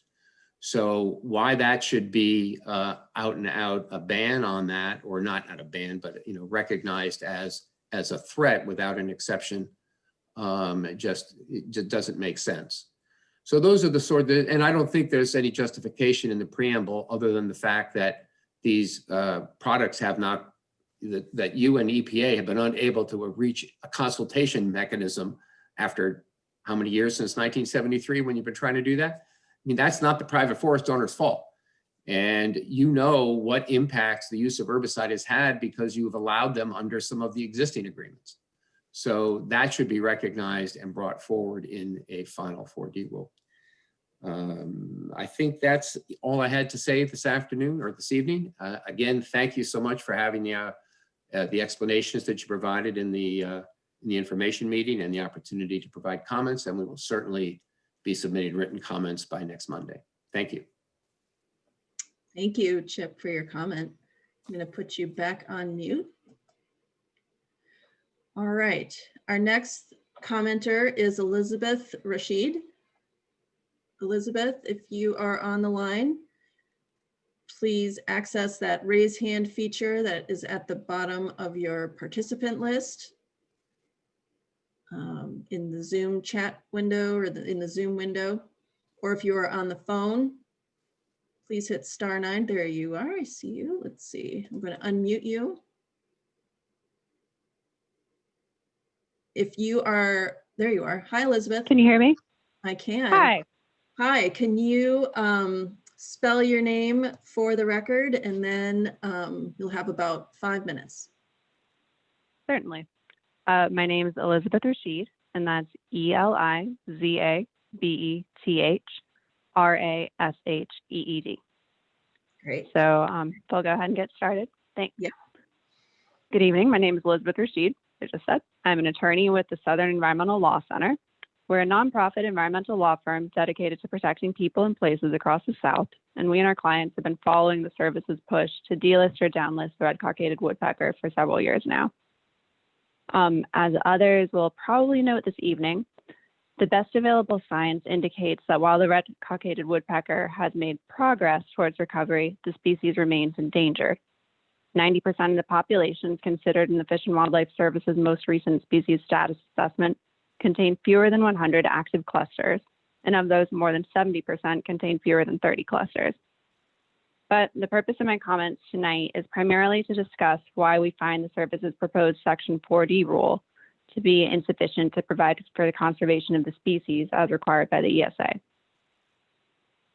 I want to start by saying that first, it's important to remember that in light of the Trump administration's changes to the ESA's implementing regulations, which remove the blanket protection against take for threatened species, the red-cockaded woodpecker, if downlisted, would get no protections from take unless those protections are explicitly provided by this rule. And the proposed rule, as it's written right now, simply doesn't provide enough specificity or protections to conserve the species. The proposed rule seems particularly problematic to us in the way it cedes the service's involvement and authority in habitat management to the military and state agencies. For example, the proposed rule would explicitly exempt from the prohibition on incidental take any activities occurring on military installations, so long as the installation has an approved integrated natural resources management plan. These military plans, however, aren't actually species-specific conservation documents. Their primary purpose is to ensure that the landscape of a military installation is managed in a way that it can continue to support training exercises into the future. And the Fish and Wildlife Service isn't actively involved in the military's planning process. So the proposed rule could, in effect, give military installations free rein to determine how to manage the red-cockaded woodpecker population and to determine when it's permissible to destroy or degrade red-cockaded woodpecker habitat and old-growth pine habitat on their installations with minimal oversight from the service. Of the few red-cockaded woodpecker populations that the service actually found to have high resilience in its status assessment, most of those occurred on military land. So these populations are extremely important. They're invaluable to recovery, and the service shouldn't allow the military to backslide on their recovery progress in this manner.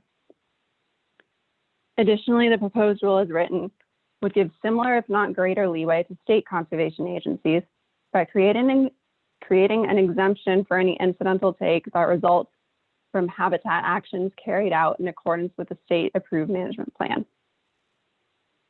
This is inappropriate as well for several reasons. First, in contrast to the federal Fish and Wildlife Service's singular recovery-focused mission, state agencies have dual missions and are required to account for other considerations when promulgating management plans, like potential timber harvest revenues or opportunities for the public to hunt game species on state lands, and so forth. So what's best for the woodpecker might not always be able to be the top concern there. Second, the requirements that the service imposes on itself for the management plans that it may approve, like the requirement of a net conservation benefit to be expected to result in order for the service to approve a safe harbor agreement, are totally absent from the proposed rule here. Third, the lack of standardization across multiple state agencies could create significant disparities in management actions across different states that are ultimately harmful to red-cockaded woodpecker conservation. Finally, I'd like to note that downlisting the species at this point in time simply sends the wrong message. It tells the public and management agencies that they can finally ease up on red-cockaded woodpecker conservation. But the science indicates that this is not the case. The red-cockaded woodpecker is well known to be a conservation-reliant species, and it's just as important now as it was 20 years ago that the recommendations of the recovery plan be carefully followed. The same conservation actions that have been useful to getting the red-cockaded woodpecker to where it is today are still going to be needed to keep it on an upward trajectory moving forward. However, the proposed rule has no means of ensuring that these active conservation measures and the protocols set forth in the recovery plan will continue to be implemented in the future. So in conclusion, we believe that the service's proposal to downlist the red-cockaded woodpecker is premature at this point in time, and the 4D rule proposed by the service, as it's currently written, puts the species at risk of backsliding on its recovery progress. And I think I'm just under 5, so thank you. Thanks, Elizabeth. You were, yep, just right at 5 minutes. That's very all right. I'm going to put you back on mute and lower your hand. Thanks for your comment. All right, our next commenter on the list is Ben Prater. Ben's got his hand raised. I'm going to unmute you. Hi, Ben. Hi there. Hi. All right. If we can have you spell your first and last name for the record, and then you can go ahead and get started, and I'll start your timer. Sure thing. Ben Prater, BenPrater. All right, go ahead. Great. Well, good evening. I'm the Southeast Program Director at Defenders of Wildlife, and thank you for the opportunity to offer these comments on behalf of Defenders' 1.8 million members and supporters. We are opposed to the service's proposal to downlist the RCW because the best available science does not demonstrate that the species has sufficiently recovered, nor does it demonstrate that the RCW no longer faces significant threats to its survival.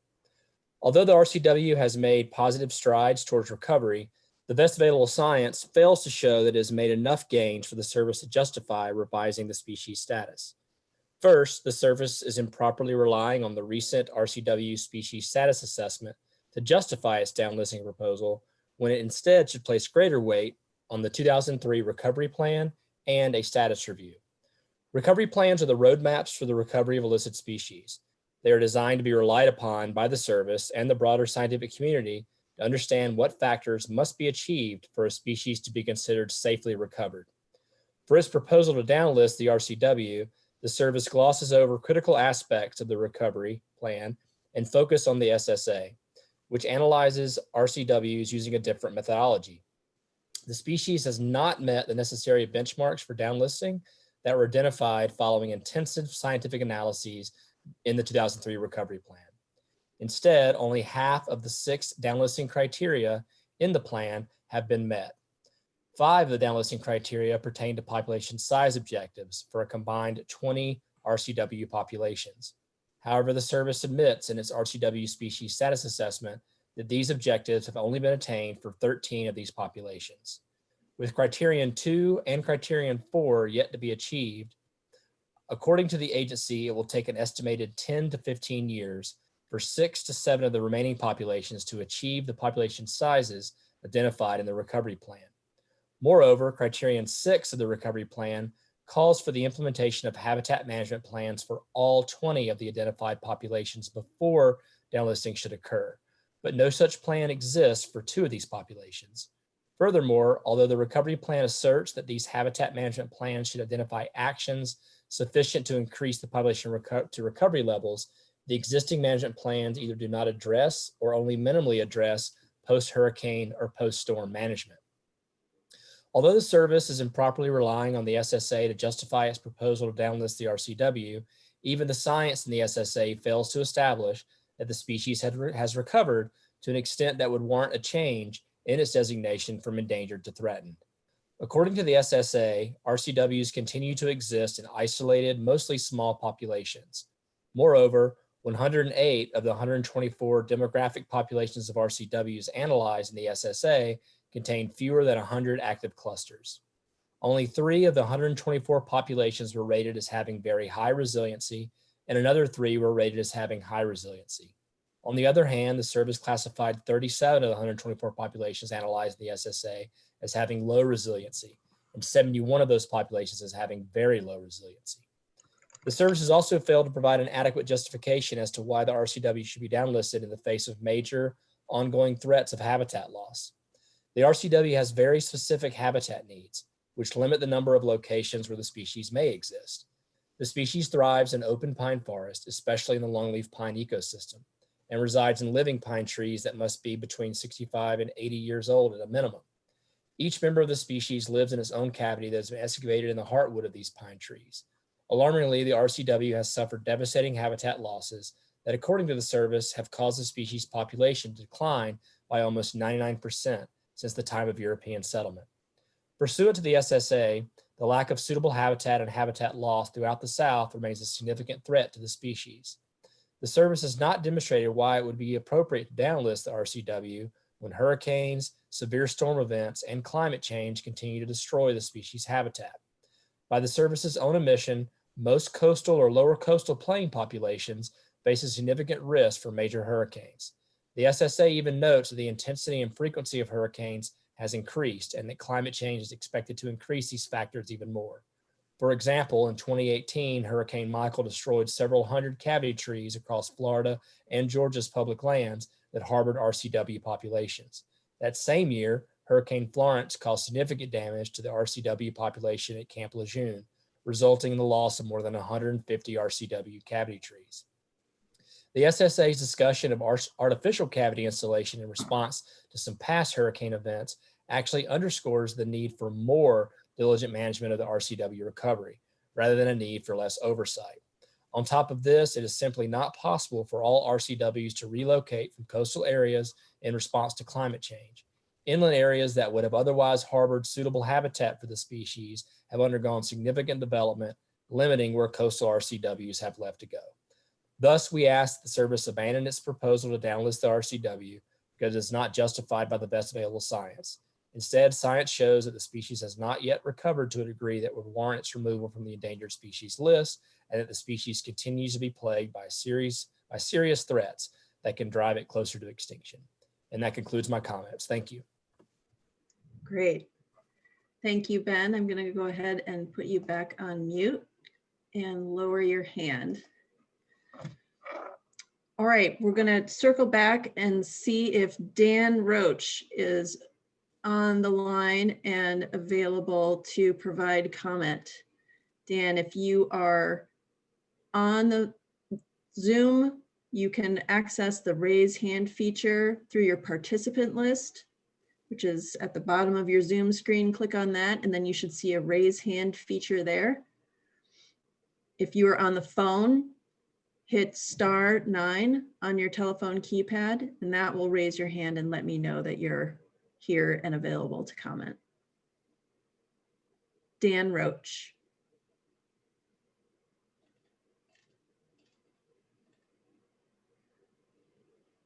Okay, I don't see any raised hands, so I'm going to check one more time with Barbara Driscoll. Barbara, if you are on the line and would like to provide a comment, you can find the raise hand feature in Zoom in your participant window, the bottom of that participant window in Zoom, or by hitting *9 on your telephone keypad to raise your hand. Barbara Driscoll.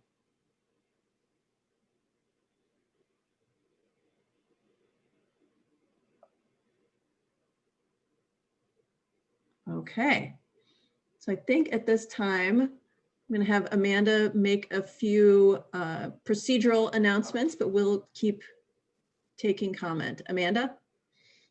Yep, thank you, Amy. So at this time, we've gone through all 6 of our commenters who indicated that they wanted to offer a comment when they pre-registered. We still do have about an hour left on the meeting. So at this time, we are going to open the meeting up to anyone who would like to offer a comment. The instructions are pretty much the exact same as what Amy has been announcing. If you are using the Zoom platform, you can go ahead and access the raise hand feature in the bottom right-hand corner of your participants list if you would like to offer a comment. If you are calling in through the phone today, again, you can press *9 on your keypad if you would like to offer a comment. And we'll just go in the order that we see hands are raised, and we'll try and do our best to just stay in that order. And we'll put your Zoom name up on the screen, and we'll call out your Zoom name when you're up and ready to comment. So this time we'll give folks a few minutes if they would like to offer a comment to access that raise hand feature. And if we don't have any commenters who would like to offer a comment, then we will go ahead and circle back to any remaining questions that folks have on the call today.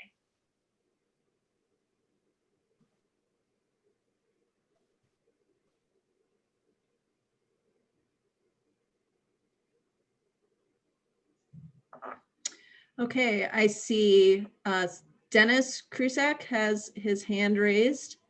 Dennis, I'm going to go ahead and unmute you. Hi, Dennis.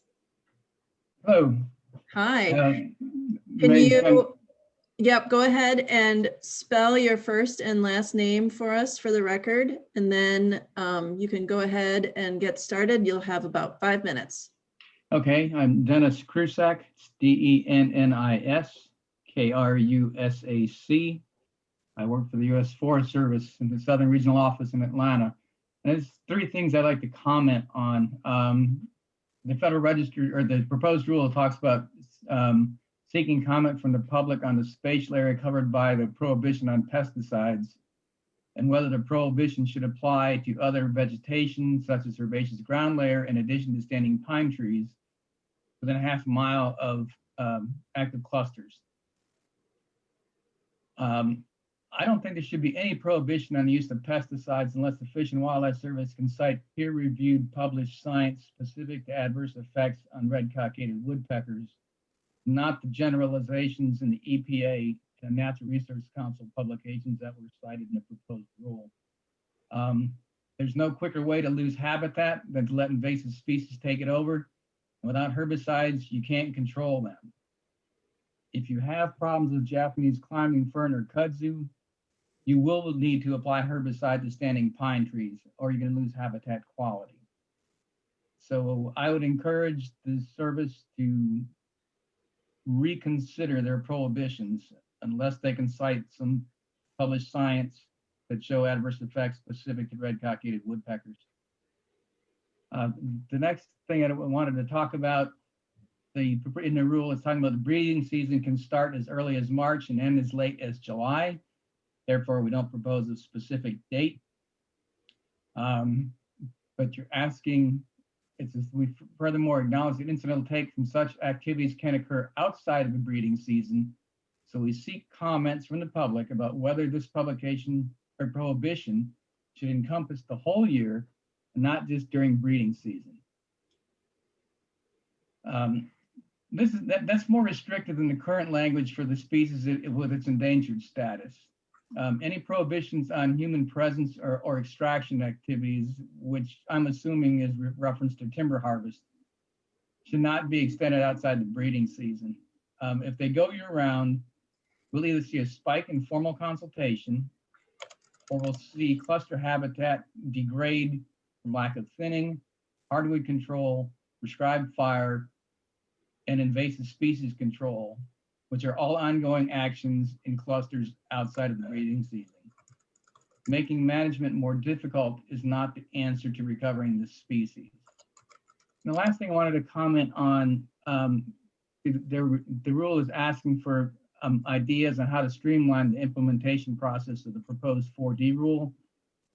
And I would suggest using a process similar to that the service developed for the northern long-eared bat, basically where the biological opinion on the 4D rule is the project level concurrence for projects consistent with the rule.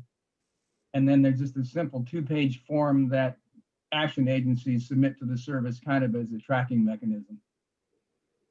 And with that, I just say thank you for the opportunity. Great. Thank you, Dennis. I'm going to put you back on mute and lower your hand. Okay, like Amanda had said, if there's anyone else on the line today that would like to offer a comment, please just go ahead and raise your hand now. You can access that raise hand feature at the bottom of your Zoom screen through your participant list. Or if you're on the phone, please hit *9 on your telephone keypad. We'll wait a few minutes here to see if anyone else is interested in offering a comment.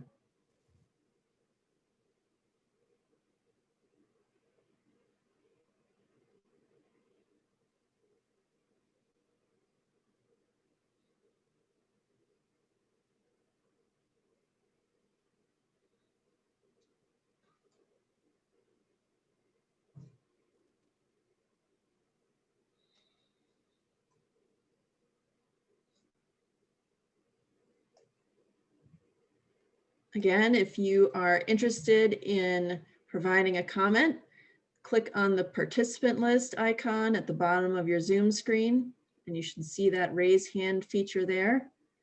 Or if you are on the telephone and calling in through that, you can hit *9 on your telephone keypad.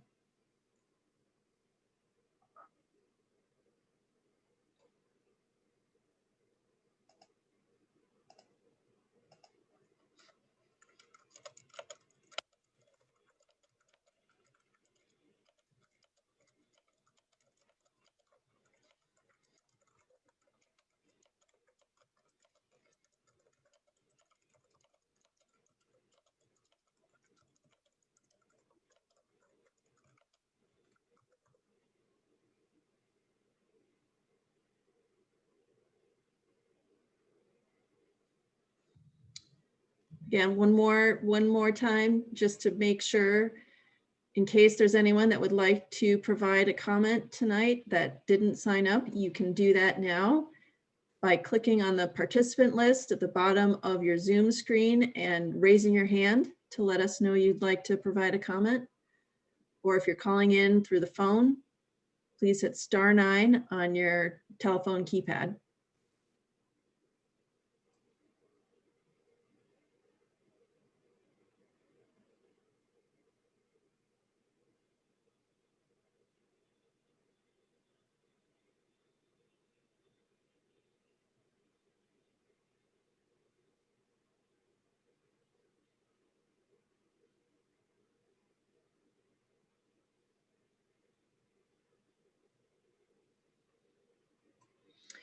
Okay, I'm not seeing any raised hands at the moment. I'm going to pass it back over to Amanda to give us some additional instructions. Great, thank you, Amy. So at this time, as Amy said, it looks like we aren't getting any raised hands for people who would like to offer a comment. So at this point, we're going to pause the public comment portion of the meeting. We'll go briefly back to the Q&A portion of the meeting, see if anybody has any additional or follow-up questions that they would like to ask. If we reach the end of our questions or don't have any more questions, we will then go back to the public comment portion of the meeting. And from that time until 9 p.m. Eastern time, we will just keep it as the public comment portion of the meeting until the meeting is closed out. So at this point, we're going to switch back to the Q&A. And I just want to clarify that at this point, it is questions only. Any comments submitted will not be considered part of the record. As I just said, if we don't have any more questions, we'll just go back to the public comment portion of the meeting.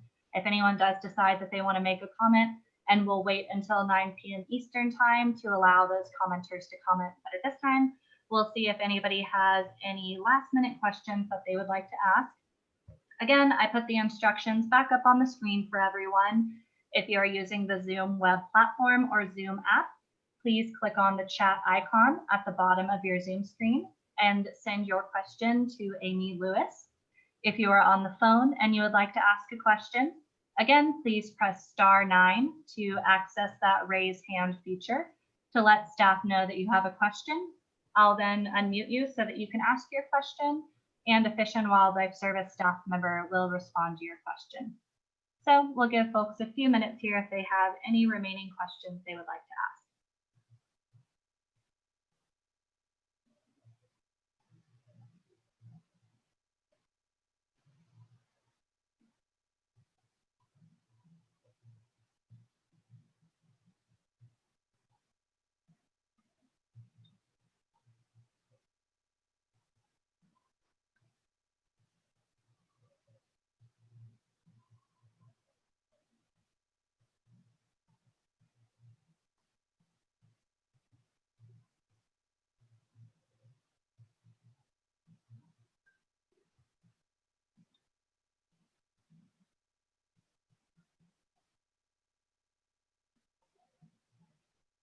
I don't see any raised hands, and I don't see any questions coming in via the chat feature.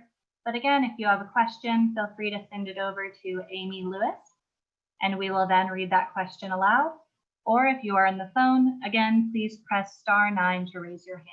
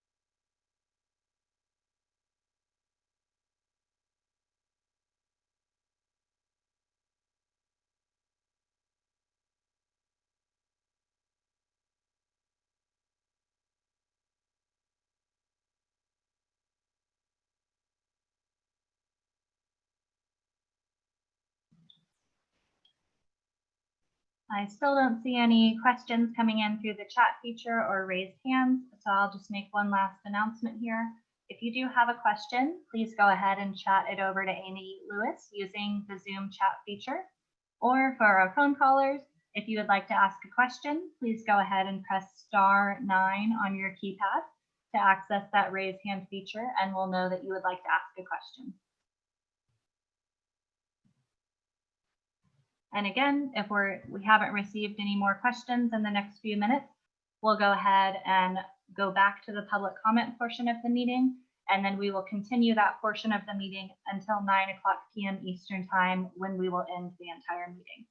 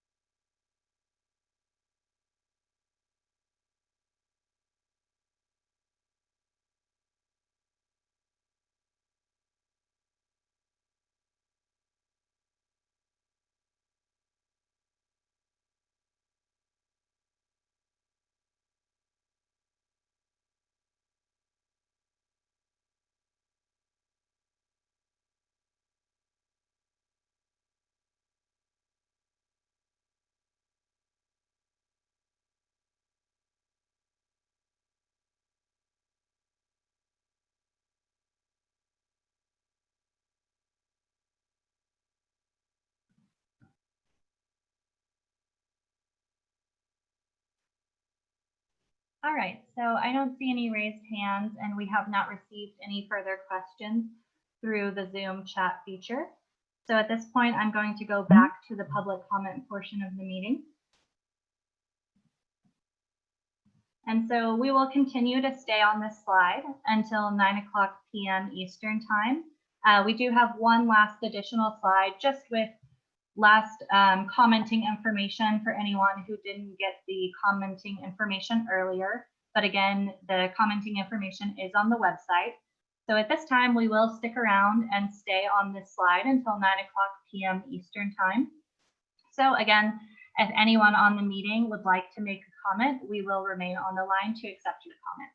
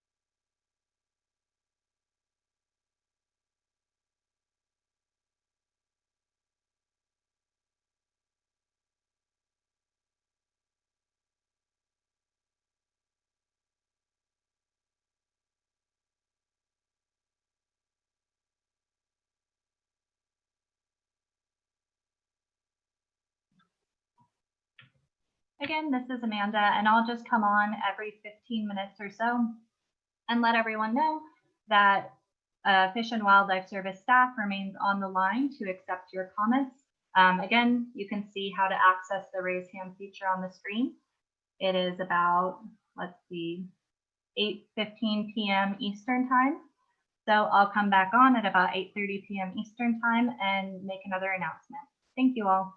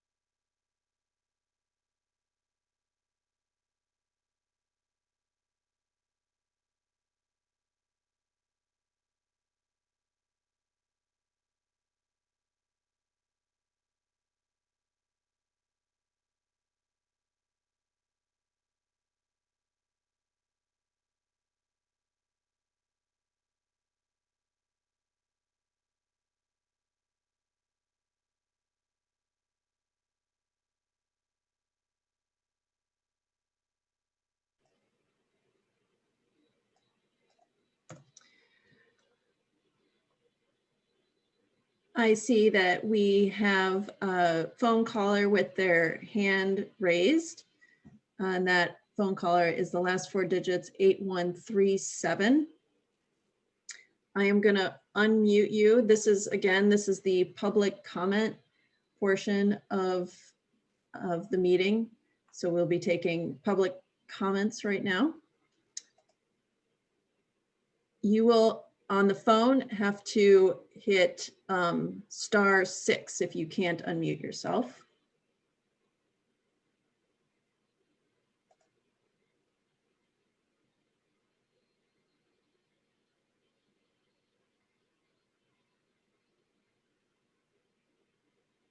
Hello. Hi. Hi. Are you wanting to provide public comment? Yes. All right.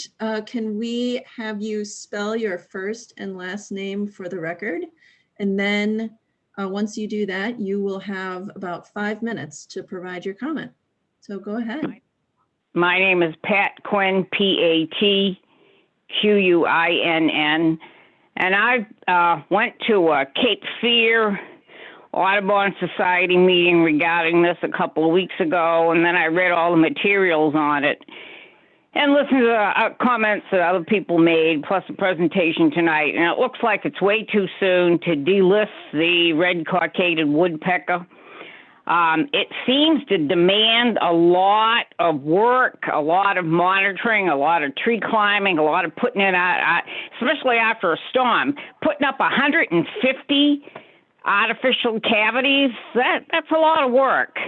And they can't really seem to hunch it on their own yet. We have delisted other things, such as the American eagle, the American bald eagle. Nobody seems to have a problem with that. It's doing very well without a lot of tight monitoring. On the other hand, you can have a disaster where the Schaus's swallowtail of southern Florida was delisted way too soon, and they ended up with like less than 10 eggs to restart the population. I see likelihood, if they jump the gun on this, that they're going to be left with a greatly reduced genetic diversity and have to do some serious scrambling to get things up and running again, and working and missing a lot of going through another population bottleneck. Most of the successful colonies are along the seacoast, which really isn't a good thing. We need to have more of them in the interior. Also, we need connecting greenways made mostly with longleaf pine. That's what I see. So I would hold off on this, work really hard for another 5 years, and then look at it again. That's how I see it. Great. Thank you, Pat, for your comment. I appreciate that. I'm going to put you back on mute and lower your hand. Excellent. And so just another quick announcement in case anybody that's still on the line would like to provide a comment. You can do like Pat just did. She was dialing in on the phone. She hit *9 on her keypad to raise her hand. Or you can click on the participant list at the bottom of your Zoom screen and raise your hand there. So again, as Amanda said, we'll remain on the line and monitor to see if anyone raises their hand. We'll be here until 9 p.m. Eastern.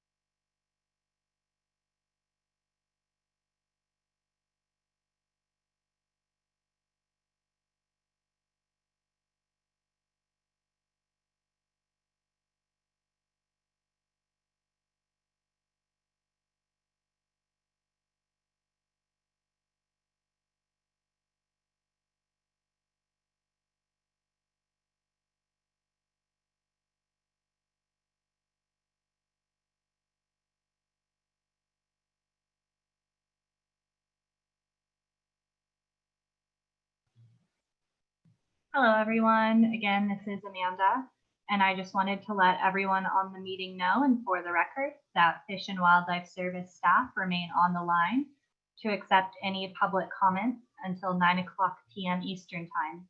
So again, if you would like to offer a public comment, please go ahead and access your raise hand feature and we will accept your public comment. Thank you.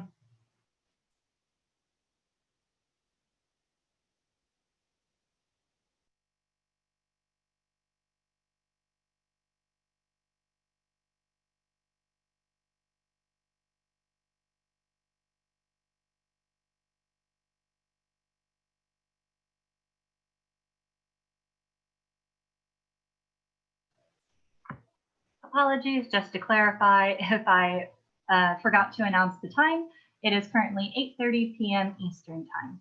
And I'll make another announcement at 8:45 p.m. Eastern Time, and then one last final announcement at 9 p.m. Eastern Time. Thank you.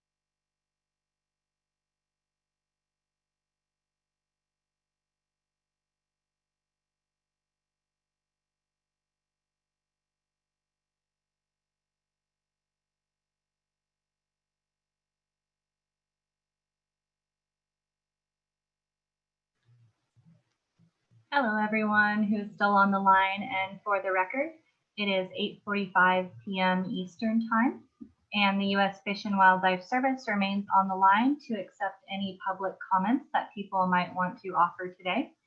Again, for those of you who may have joined since my last announcement, if you would like to offer a public comment today, you can go ahead and access the raise hand feature at the bottom of your participants list, which if you select the participants list icon at the bottom of your Zoom screen, the participants list will pop up, and then you can access the raise hand feature in the bottom right-hand corner.